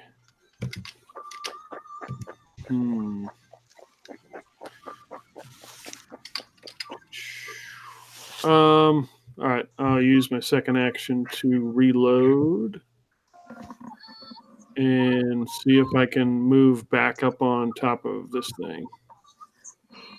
Yeah, you can. Okay. So make me an acrobatics check, though, because you're standing on stuff again. That's fine. You're on top of it. All right. Daggerface still moving very slowly as ice is forming, sticking him to the floor with every step. Steps forward and swings at this guy in front of Darius. Oh, that was actually the wrong thing. That was the wrong guy. Shouldn't have clicked on him to show which one he was swinging at, but he missed anyway. And then he will try to make his save to shake this thing off, this slow effect off, and he does. Hellware. Okay. All right. I'm gonna stand there and like look at this like demon thing and be like, and just take a deep breath and go, Anam, help me. And this like sun sphere starts to like form above me, and I grab it and throw it at the little demon, or at this. Yep. As long as it doesn't explode on me. That sucks. So you reach up and grab it and throw it, but it goes a little bit too low, and the creature is able to step out of the way, and it slams into the wall. And very much like the firebolt, it looks like it's going to burn the wall, but it's almost as if the wall absorbs it completely, and it's left without even marking the wall. I don't think I'll be in the way if I just march up here, so I'm just gonna walk into here. And I'm not sure if I get an extra attack because I cast a spell, so No, you don't get the extra attack when you use that. yeah, all good. And that's me done. Wait, you used magic? It's not magic.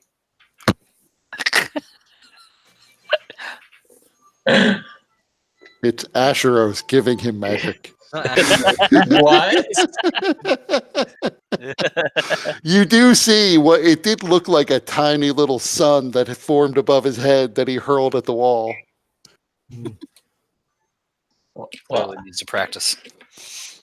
So this demonic commander yells, none of you speaks the language that he's yelling in, but he yells something out. And this creature that you've all been attacking turns towards T-Hole and attacks T-Hole. First one misses, the second one hits.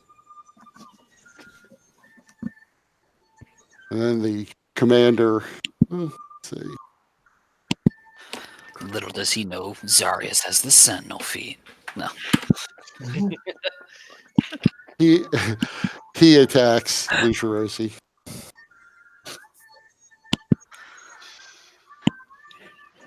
All right. 13.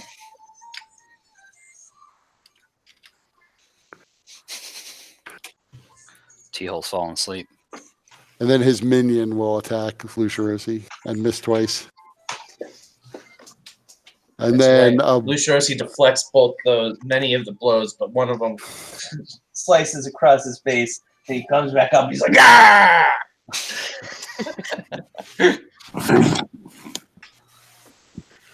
the other skeletons that had run down the hallway just continue to run, but they will try to make their saves. I don't think they get a save. They don't get any more saves. They only get the one. Okay. Yep. And then they're just. I think intelligent undead might get additional saves. Some undead just have a sort of resistance, but Yeah, that just means they have advantage on the save. Some like running. So T-Hole. I'm going to.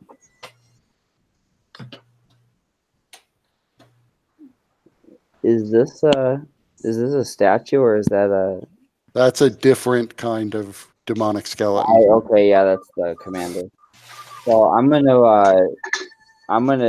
pull out the quarterstaff, and I'm gonna use Bane. yeah. On You this can hit all one. three. All three. So it's a charisma save. Yeah. I can do it here for you so you can see it. Yeah, charisma. I think we were using my spell save. I think ours is the same, but it's 15. Yeah, mine's 15. Yours is 15. Yeah.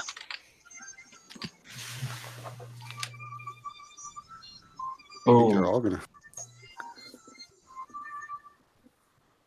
So they all failed. All right. So we don't see the other guy. The other guy saves. It's up here. It's above where you put Bane. Oh, okay, yeah. I was like, wait. Oh damn, he did. He would have been fucked no matter what.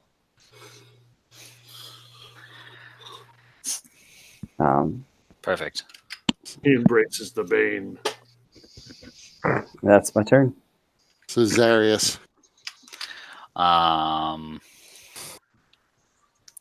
Well, sounds good then. I shall let me get this fucker off of us. I'm gonna Toll of the Dead that guy, the one right in front of us. It's a wisdom save. Yep. He's watching animes. They failed. Perfect. 16 necrotic.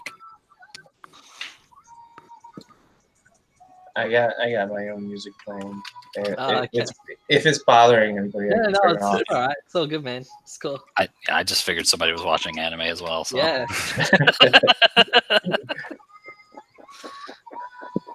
So you see the bell rings and the skull of this thing begins to crack a little bit, but it doesn't do quite as much damage as you might have thought. Okay, understood. Sacred Flame. Lucerosi. Got it. All right, 3 attacks on the commander. Do you use it to do your spiritual weapon? My bad. That was an accident. Damn it. Oh, I didn't do my spiritual weapon, actually. Yeah, you can do that. My bad. There we are. That hit. Hey. All right.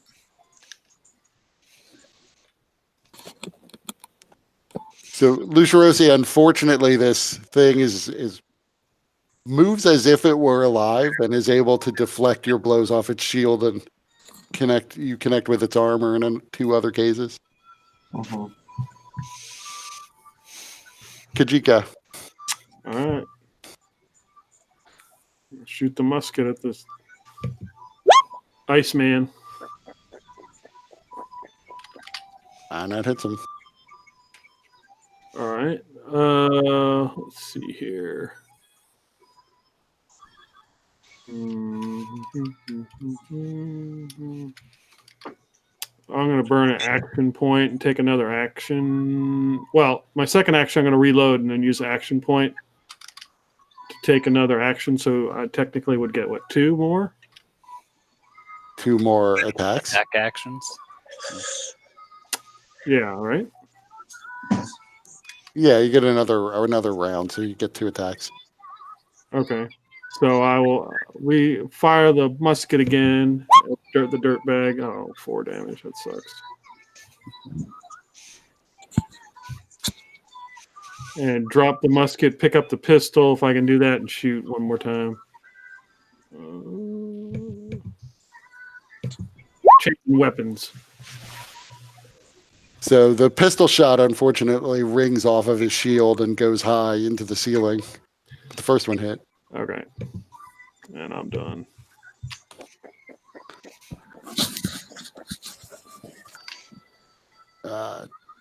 Daggerface, no longer in the grips of the ice, will swing at the one in front of Zarius.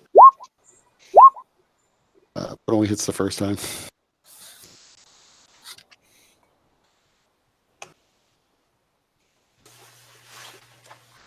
Nowhere. Okay.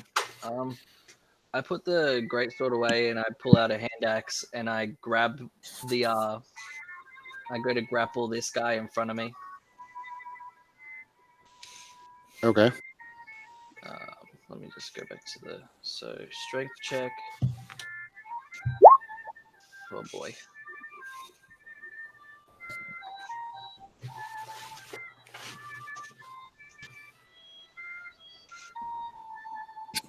I think you have to do an opposing one. Yep. I was figuring out which it's better at dexterity or strength. Yep, and we'll do the same again because that didn't work. Was he baned though? Oh, That's true. yeah. He is baned. It doesn't affect skill checks. Only attack rolls and saving throws. Okay. Okay. Well, then, he is good. definitely not going to beat your score, but I'll roll just to see. Okay. Yeah. So you have him grappled. Yep. Cool. Well, that would be my 2 actions. And that would be me. So I'll just grapple him. Just pound him next turn. Take him to Pound Town later.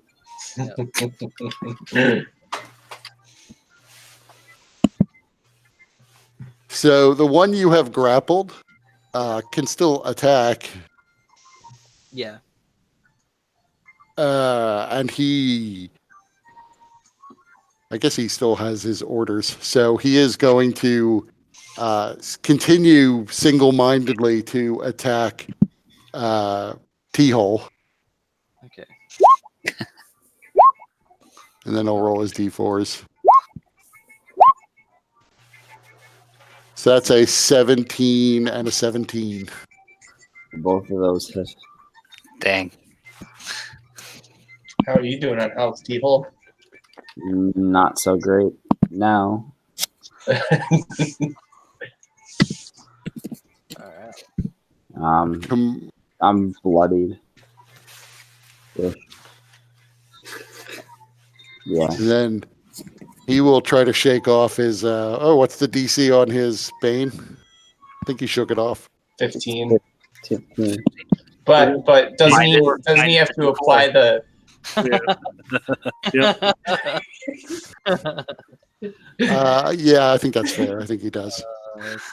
If it applies to saves at all. Yeah, it does. Attack rolls and saving throws. That's why it's so hard to shake a vein. Yeah. The Knight Commander is going to attack. Ooh, negate. Oh no. Negate. On crit, he fucks shit up too. So the crit still hit, so you still take 13 damage, 10 slashing, 3 fire. But the second one, I assume, missed anyway, so I don't have to roll the d4. Yeah, that one missed. So how much? 13 damage, you said? Yep. All right.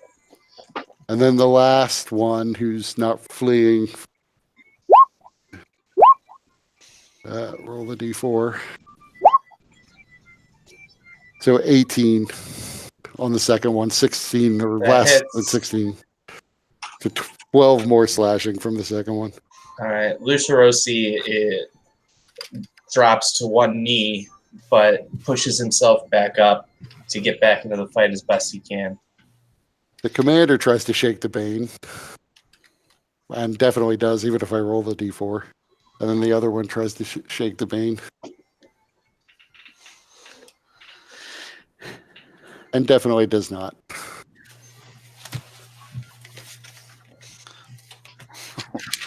What's Lucerosi at?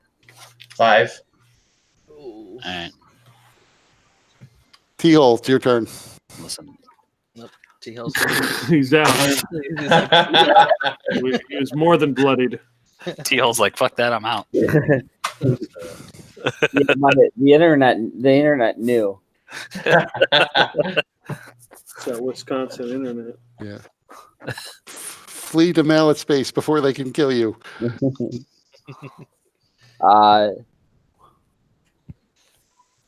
Let's see.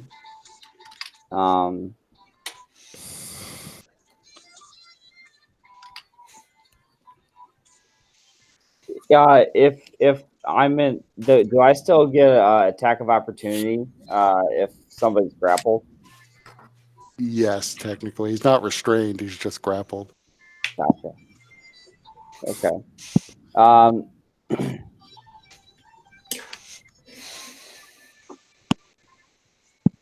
So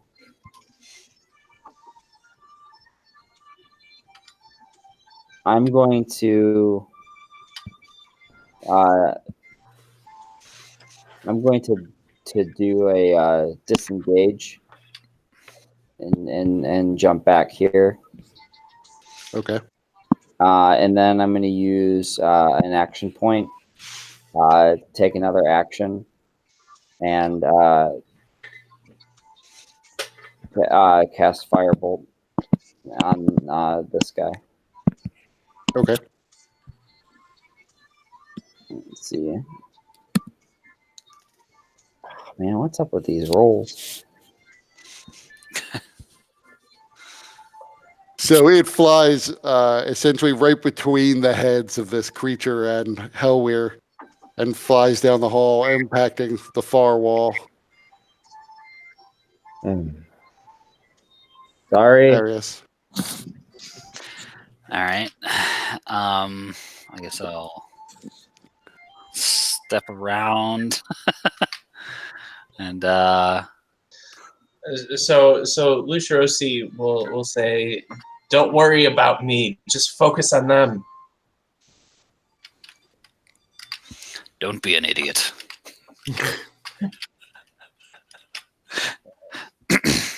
Maybe we should ask that devil guy for help.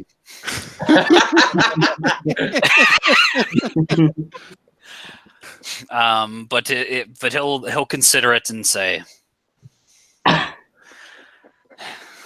"It's your funeral. Good thing I know how to do it." And then, so first he'll swing the whatchafucket here. Spiritual weapon. There it is. I gotta find it in the list. Nice. Definite hit. All right. And then I'm going to cast Guiding Bolt. Fuck!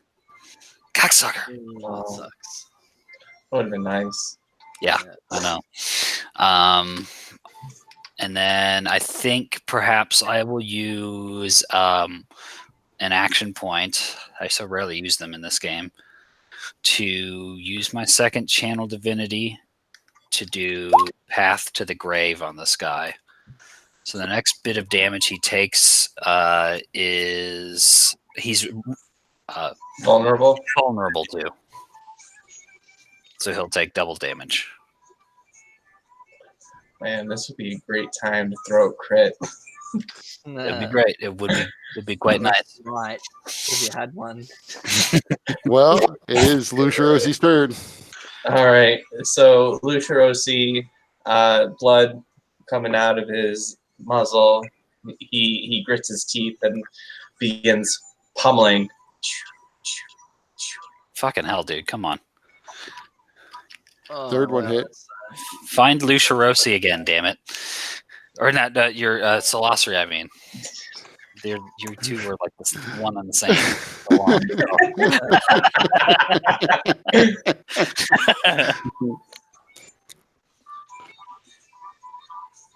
So because of the curse, you're able to put a dent in the creature's breastplate, and you can hear a bone crack. That makes Lucirosi smile. What's he care about a broken bone? Yeah, unfortunately, he is a skeleton. He has lots of bones. Kajika. All right. Picking up my musket with the pistol in hand, I'm going to move up here with the pistol. Crap. And I'm going to shoot the ice guy again. Boom.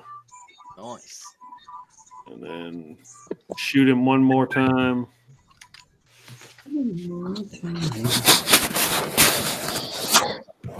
Lucirosi should have just dodged. Let him do all the. Let the pistol do all and stuff do all the damage. So there are now two distinct holes in his nice armor.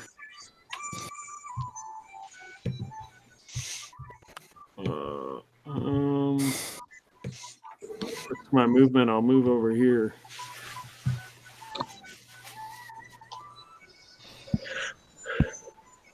So Daggerface assumes that Hellweir is just dealing with that guy. So he's going to come here, and he'll attack the commander. Oops.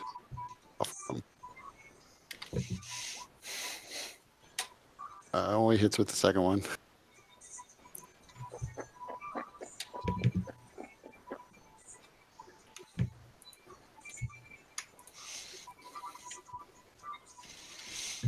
Hellweir. Still grapple with this guy. I'm gonna use my hand axe to swing an advantage. Let's give him some flashes. So here we go. Oh boy. Oh boy. Oh boy. This garbage.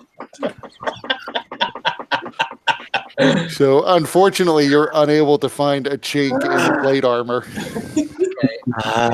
Okay. Ugh. I'm gonna use an action surge. Let's go again. Do you still have advantage? Yeah, I would. If he's still grappled, it's still an advantage. Yeah. The grapple doesn't give advantage by itself, Well, I've got unless you have grapple. a. He has the grapple. tab. Oh, okay, right. Yeah. That's a hit. Hey. Both hits. Nice. Alright. And then one of these get added as well. And is he down yet? Because He is not. Okay. I'll. Nah, I don't think I need to actually do that one. So. Yeah, that's me. Okay.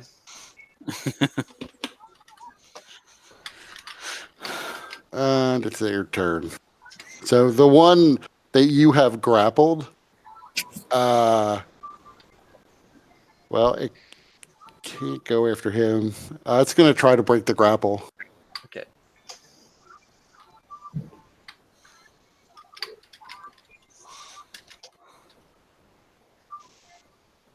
So it is unable to break the grapple with the first attack. It is going to try again, as it is single-mindedly trying to pursue T-Hole, because that's who he was told to kill.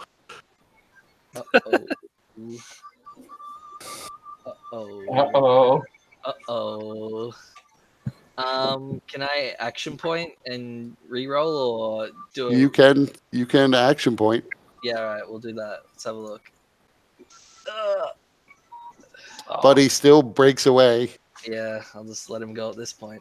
Oh, you know what? Hold on. I forgot. He has his -4 still. No, that's Oh, a that ability doesn't apply check. on skill checks. Yeah. Yeah. All right. And even with it would have been still not. I mean, Well, he can't attack now. He's used these 2 attacks to try and get out of it. So he's just So running yeah, away. Yeah. he runs up to T-Hole, but then just stands there. I just imagine him like sprinting and just stopping. Yeah. he runs up menacingly. And he's just standing there like this. Well, he'll provoke, yeah. From run. Yep, you can take an attack of opportunity. Yeah, Hellweir probably can too. It has to be melee, right? Yeah. So I'm gonna poke him with my quarterstaff. Ooh, look at him. Good. Well, T-Hole doesn't get an attack of opportunity, but Hellweir and Zarius do. He's up next, so my quarterstaff. Or let me double check. I can do this actually because I have Warcaster. I think I do. Pretty sure I did. Maybe I don't anymore. All right, I thought I did, so never mind. So yeah, I'll just swing my quarterstaff at him. Yeah. So he is dragging a leg behind him, very much like Zarius, perhaps an homage. He is dragging one leg behind him as he stumbles towards T-Hole. The commander then attacks Lucia Rossi again. Oh, miss. And Yes! and then his minion also attacks Lucia Rossi. Hey. Oh, Both misses. Yeah. T-Hole. Lucia Rossi is defending like his life depended on it. And it does. So T-Hole's going to cast Fear on a cone pointing this way. this way, so it only hits this guy. Spooky. Okay. So your spell goes off, but it doesn't react to it at all. It's immune to fear, unfortunately. That DC has to be higher than that. Yeah, Yeah, his I DC think- is off. Yeah, I think it's screwed up in the fear spell. But it's Okay. immune to fear. So, Zarius.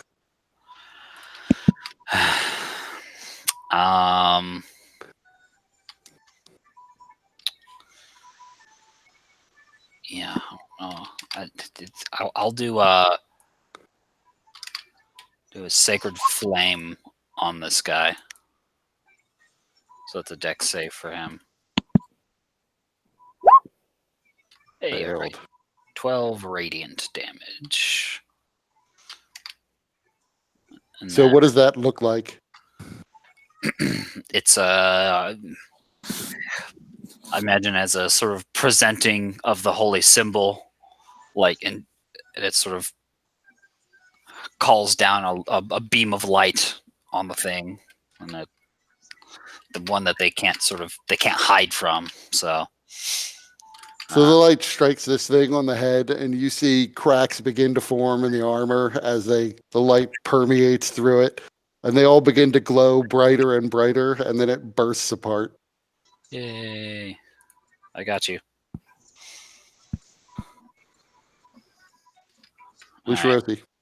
Well, Don't just you unless start you- your spiritual weapon? Oh yeah. Spiritual weapon. same guy, so whopping 5 damage. Every little bit. Now Ushiroshi. All right, attacking the commander.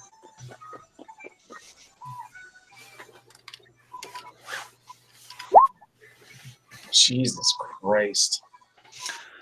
So You should just only swing thoughts.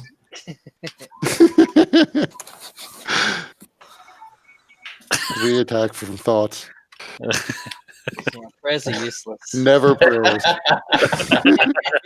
It's because he's praying to the wrong god. Yeah. Right. Asheros only answers Hellwere's prayers. We should just go ahead and etch Osiris's symbol on there, because he's the only one keeping you alive right now. Kajika. All right, move into the room here. God dang. Yeah. Welcome. Yeah, all that cover for them.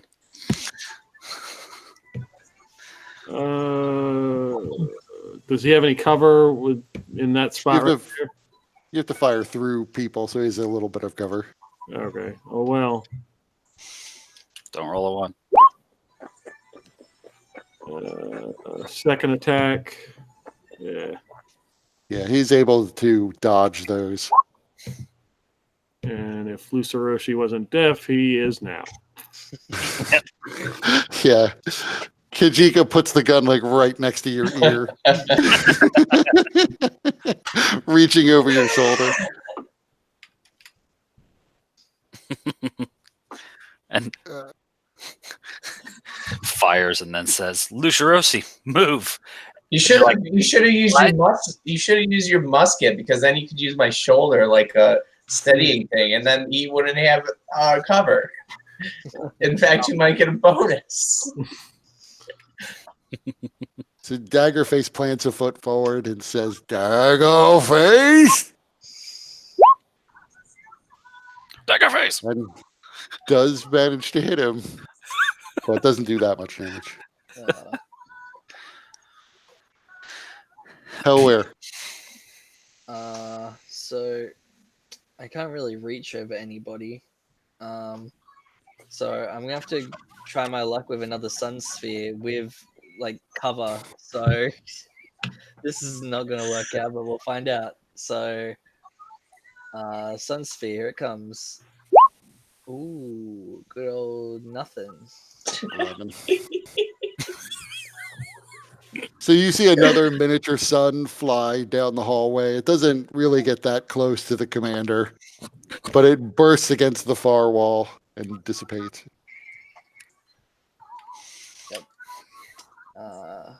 Yeah, I'm stuck here, so that's me.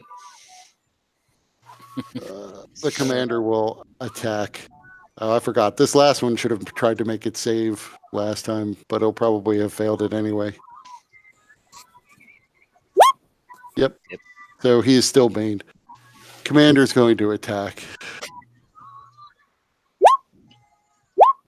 Oh, Bye, Lucharosi. No. time to go. Yeah, Revivify, remember? Oh, wait a minute. I have Death Ward. Yeah, oh, that's it. Yeah, Death Ward. But that would... So I would have Death Ward for the first attack. And then that would bring me to 1 hit point. And then the second attack happens, and then I go down. Oh, Well, that's let's take a quick look here. Death Ward. Where? Yeah, there you go. I'm pretty sure that's right. Well, I mean, it depends. Like, he would probably still fall. Maybe he was like, all right, he's down, and then he takes a second attack against Daggerface or something. Well, no, but he would. I think it's you go to 1 hit point, and so you don't fall. I don't know. I suppose he could, just take a dive, do a Petrie, and like Maybe. play dead. Yeah. This is why I was going to heal you, you idiot. Oh, Yeah, it's fine. all right. You're about to be healed. Well, so them being sort of evil and the skeletons being dumb, course. the greatsword skeleton's going to take 2 attacks against a fallen Lucharosi. Oh, So that's wow. at advantage and count as criticals? It counts as criticals, and yeah, it should have been at advantage. But he missed the second time anyway. So the Go figure. The first one, I'll negate the crit. So it's just 1 failed death save. Ooh. Okay, I think that works. So you have 1 failed death save from the second one. Or you know what? I'm not going to worry about it. He's going to come back up anyways. So I'm coming up soon. So I won't. You have 2. You have 2 failed. Fine. I'll be fine. It's T-Hole's turn. This is a limited resource. Well, I'm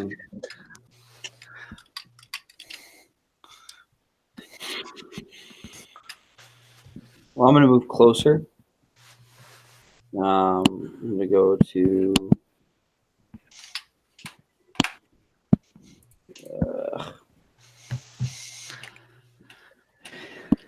And I forgot a stupid saving throw that I'll never make. Did he make the -4s on the attack roll? Oh, he missed. Yeah, the Yeah, he 23 could be brought to 18, 19. 19. Yeah, 19. it still hits. That still hits you, right? Yeah, 18. Yeah. Is the magic number. Yeah.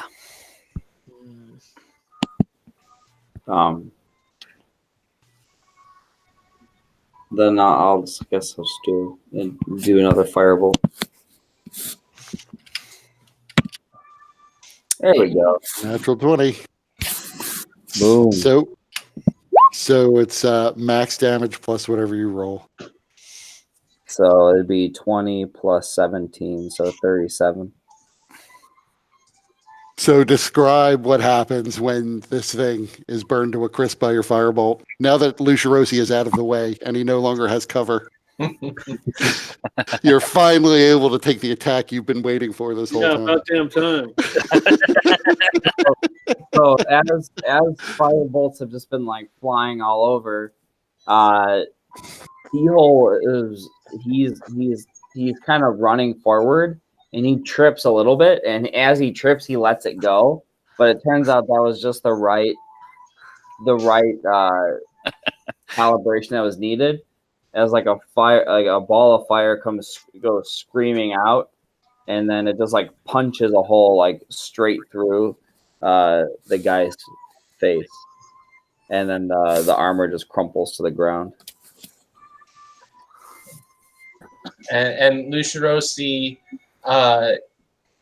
as he's flowing into the darkness, he like thinks to himself, "See, Zarius, that spell you used it to save T-Hole, and now T-Hole saved the day." All in Astros's plans.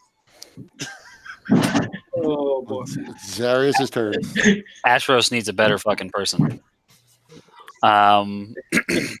He's a hell Okay. Does this this skeleton look like he's gonna attack Lucirosi again? Give me an insight check.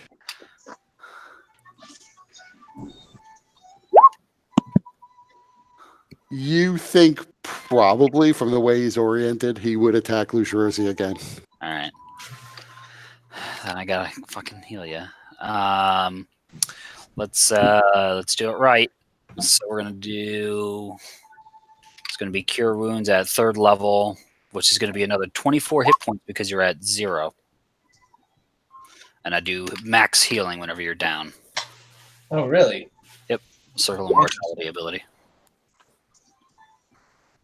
24 hit points back. Yeah. Which is a lot better than the shit I rolled whenever I click the spell. It's true, 4 health. 4 plus 4. So, Lucirosi, you wake back up, your eyes open, and you're staring at the wooden ceiling about 15 feet above you. You could still see the one that you see that the commander is dead. Its body is still smoking. The other skeleton is still up and facing you, but you're on your back. All right. Your Well, weapon swings at it. I spend half my movement to get up, and then I launch into an attack against that guy. All right, that's good. Yeah, your prayers came through. I guess you could do that. Only prayers this time. All it took was getting down.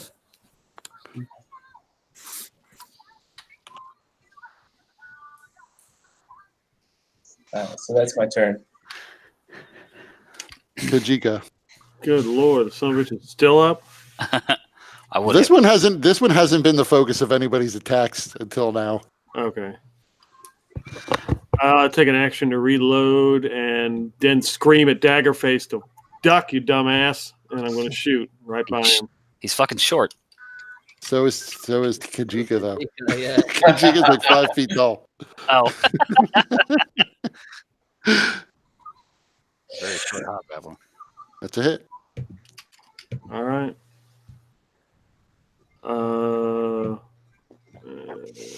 That's my turn. Okay. I guess everybody is short compared to me and Hellware. So Daggerface is now ringing in his ears. Yeah, he screams his name again and misses the first time. I said Daggerface! And then he hits him with the second one. He's just experimenting with different ways of saying it to see which is more effective. I'm Daggerface. Daggerface. Where is she? Dagger Fatache. Yeah, he does have to try the whispery Batman version. Yeah. However, you have a mass of people in front of you, but it's your Yeah. turn. Can we do like a hobgoblin toss and I mean, you can move through people's spaces, so you could get.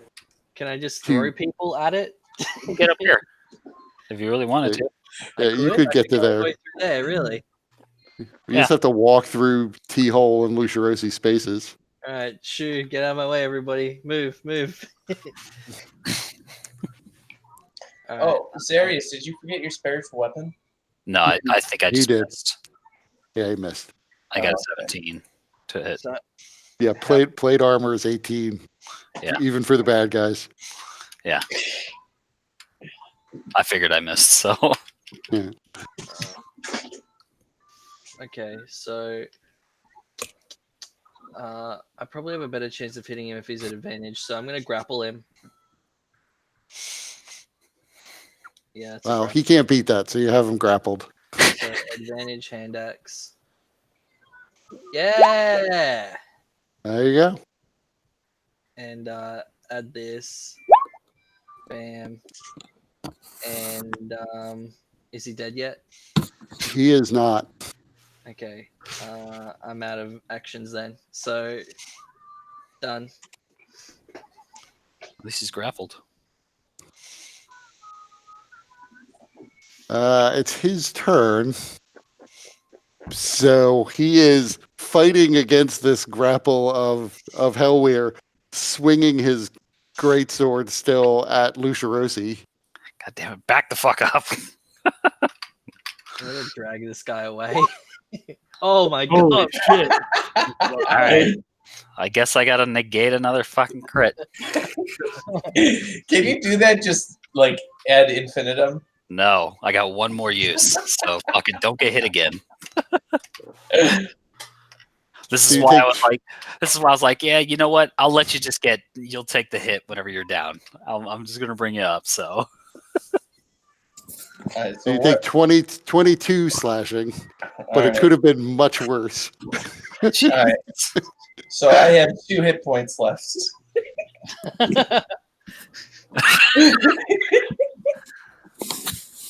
And it's T-Hole's turn. all right. Son of a bitch. We're taking a long rest.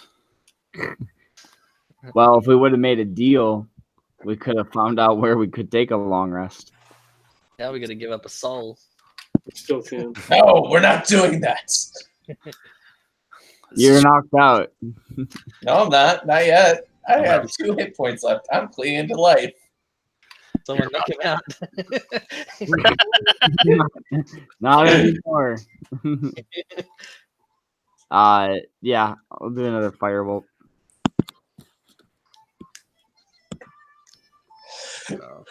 Nope.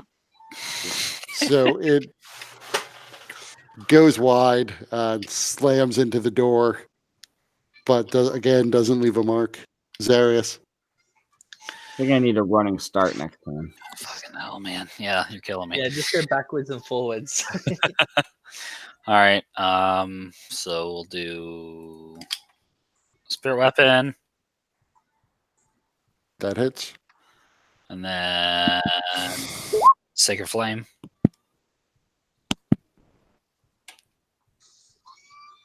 Is he grappled? He is grappled. I don't know if grappling.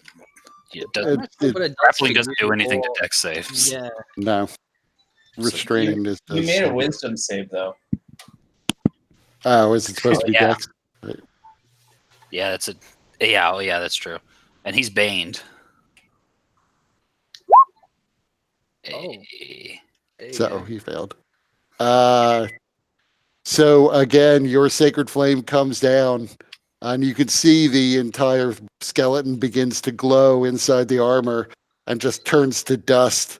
The armor falls back with a thud and a clatter, pieces of it scattering down the hallway, winding up some of them near this giant, what appears to be emerald, that's more than 5 feet long and affixed to the floor. And Hellweir's just hugging himself.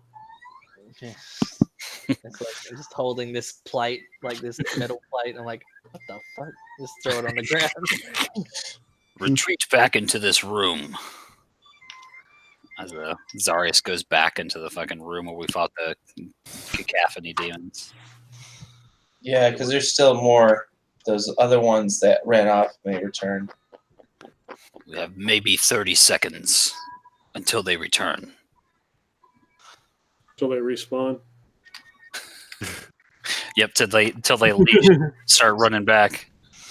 So the servant comes up and says, "Yeah, those were the things that were killing a lot of people. That's why I pushed all this stuff up against the door to keep them out." Mm. Hmm. All right, so Lucirosi is going to use his last 9 points in his lay on hands, and then he's also going to use a healing potion that he picked up from somewhere. Let's if we're gonna take a little bit of a break, perhaps we should go back to the waiting room, the announcement hall. Yeah. Given that that's the Here. closest thing, that's the closest touch point to the material plane, it's plausible that it might be the best room to spend time in. Yeah. So after like a couple rounds, you see Daggerface eventually wanders in. Oh no. What So- was he doing out there? You're not sure. Nobody could see him. But servant says, "So do you want me to barricade the door again, or Yes. just leave it?" Okay. Daggerface, what were you doing out there? I was going to see where they ran to. Chase them down. Any luck? I didn't see them in the hallway where they ran down the hallway, so I don't know where they went. Do we need you to get out of this place? I don't know. I would probably say yes. So don't be doing stupid shit like that.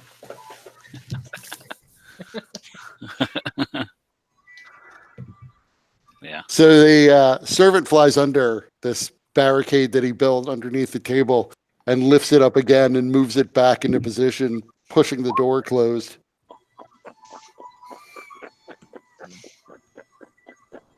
And that's a pretty good place to stop. You can figure out whether you want to rest or what it is you want to do. Okay. Candles in this or something to light up this entryway.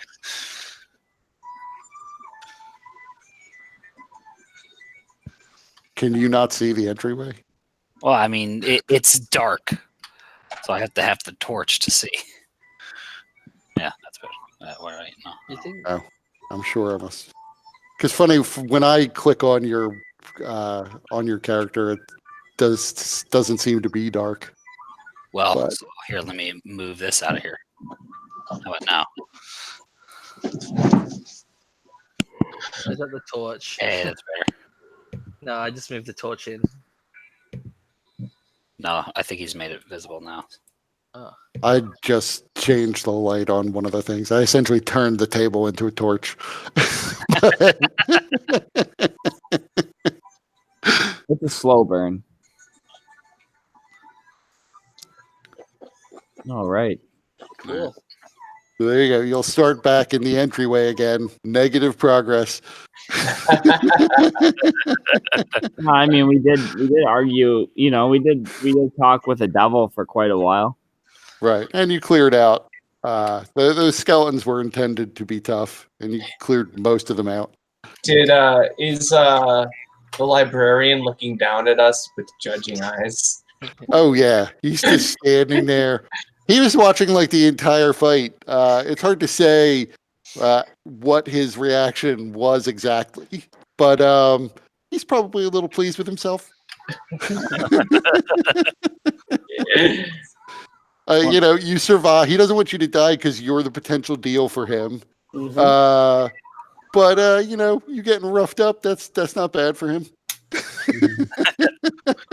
was no avoiding that.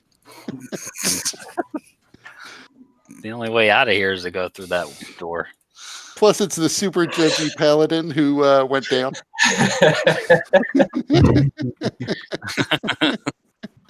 Nice. Although he probably couldn't see that from where he was.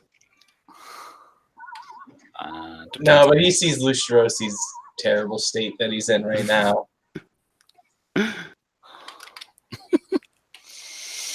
Man. So as you're sort of limping into the other room, you hear, "See, I could have told you there were the demonic skeletons out there." What good would that have done us? Well, I also could have told you that when you opened the door that they were going to be moving way faster than you relative to the time frame that we're in. So you maybe could have made them come in and chase you into this room rather than stand there and let them get all their super fast attacks in. Little bit of an advantage. I could have told you that they're immune to fear and charm, and necrotic energy doesn't hurt them so much. Lucia Rossi just ignores him. He doesn't even look at him. We'll know for the next demonic skeleton we face. Nobody asked me whether or not Paradana has any weaknesses, for example.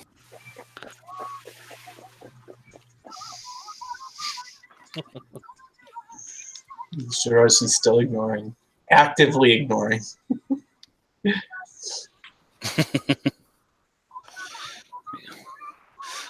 Less than half spell slots.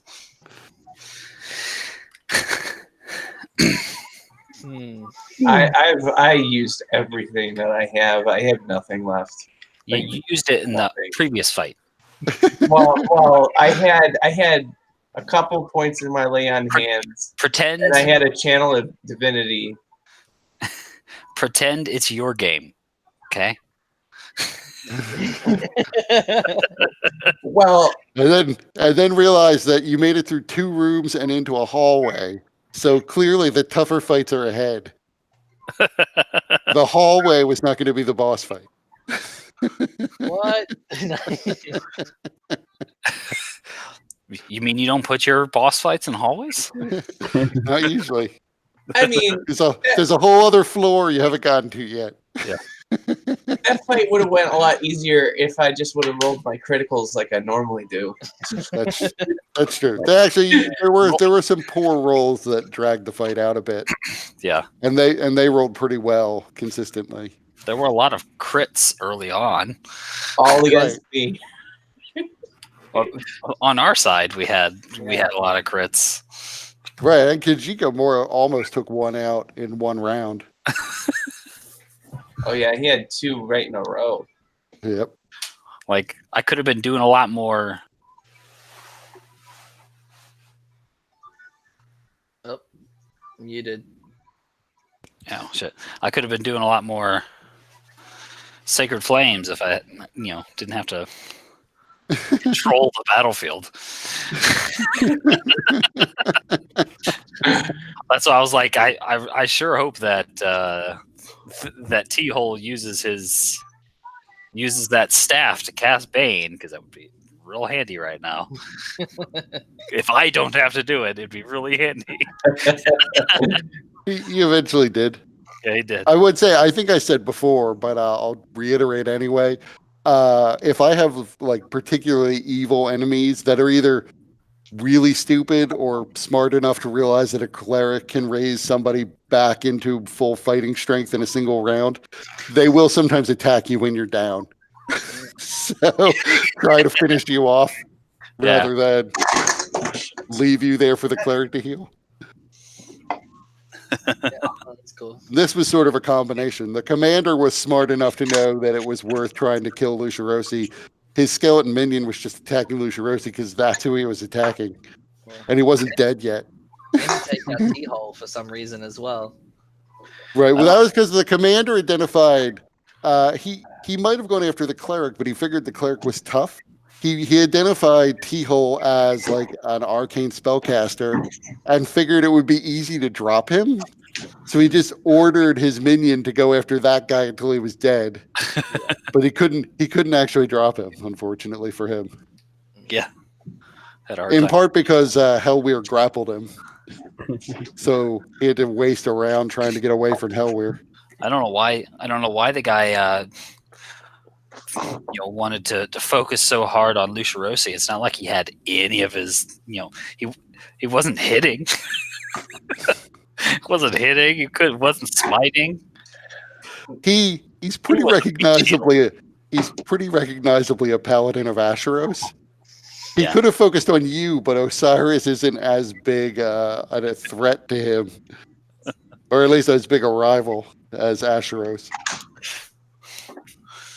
I would say they thought about going after Hellweir after he started throwing around the sun spheres, but he never hit with them. So For all stay they the course. it's a light show. They would have messed it up too, because I think they've got a bonus against fiends.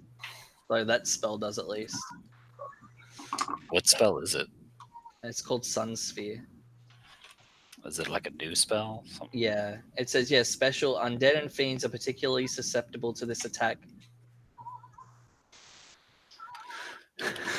But you have to hit. Yeah. You have to hit. Step one. It works better when you hit it. Yeah. So I was looking forward to Lucirosi figuring out that the librarian was a devil. I actually figured you would detect for fiends earlier than that. Yeah. You almost let him go, I'm pretty sure. Because Didn't you? you almost caught him when you were like, "How are you still alive?" And there was a moment of, I'm magic. He actually, and I took pains so that he didn't say I conjured food here, which is why he never answered T-Hole's question of what's the best thing you ever conjured. He said he was like a magical creature and conjuring food is not that hard. And I conjured food. That's awesome. Yeah, that was what. Yeah, I need to be using my divine sense more, especially after After the loss of the yeah. weapon that would have made this fight so much easier. So much easier. I mean, that fairy fire effect alone. That was so cool. Although, I did sort of plan these encounters with assuming you would have Salazar.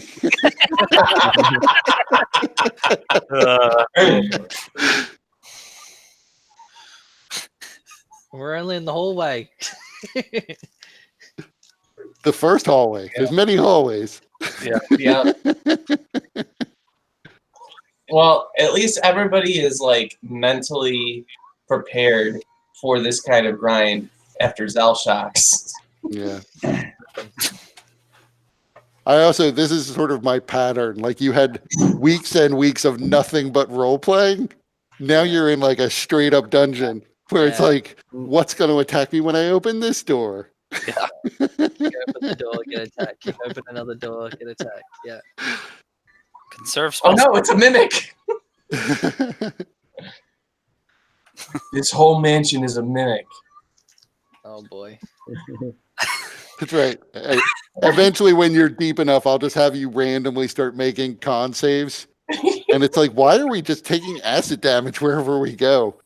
You're in the stomach of the mimic.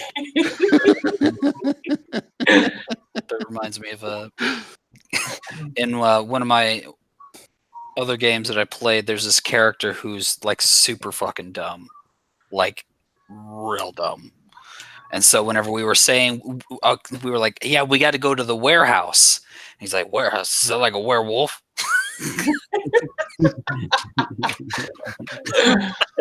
And then he draws like a fucking house with teeth and shit. Well, still, my favorite mimic of all time was I had a mimic that was just pretending to be a bed at the inn. The adventurers couldn't figure out where were all these missing people going. It's just a bed. Everybody who got that one room disappeared. Oh my god, that's like they made a movie out of that. It's called Deathbed, the bed that eats people. It's a real movie. I know. I'm not surprised. I know what to do with my Wednesday group now.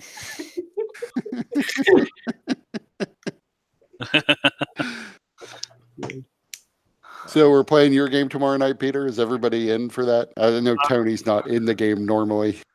I have not. I mean, I haven't heard no. So I forgot about that. I'll see if I can do it. I'm not sure if I can. I would die. I'm almost dead now. It's 12 fucking 30. It's 1:30 here. 3 nights in a row of being Yeah, up. 3:30 here midnight. as well. Yeah. PM. And having to wake up at 6:30. All One more day right. of work. Yeah. I also, unfortunately, I have to get up tomorrow. So I'm going to go to bed. Yeah. You guys. See you later. Later, everyone.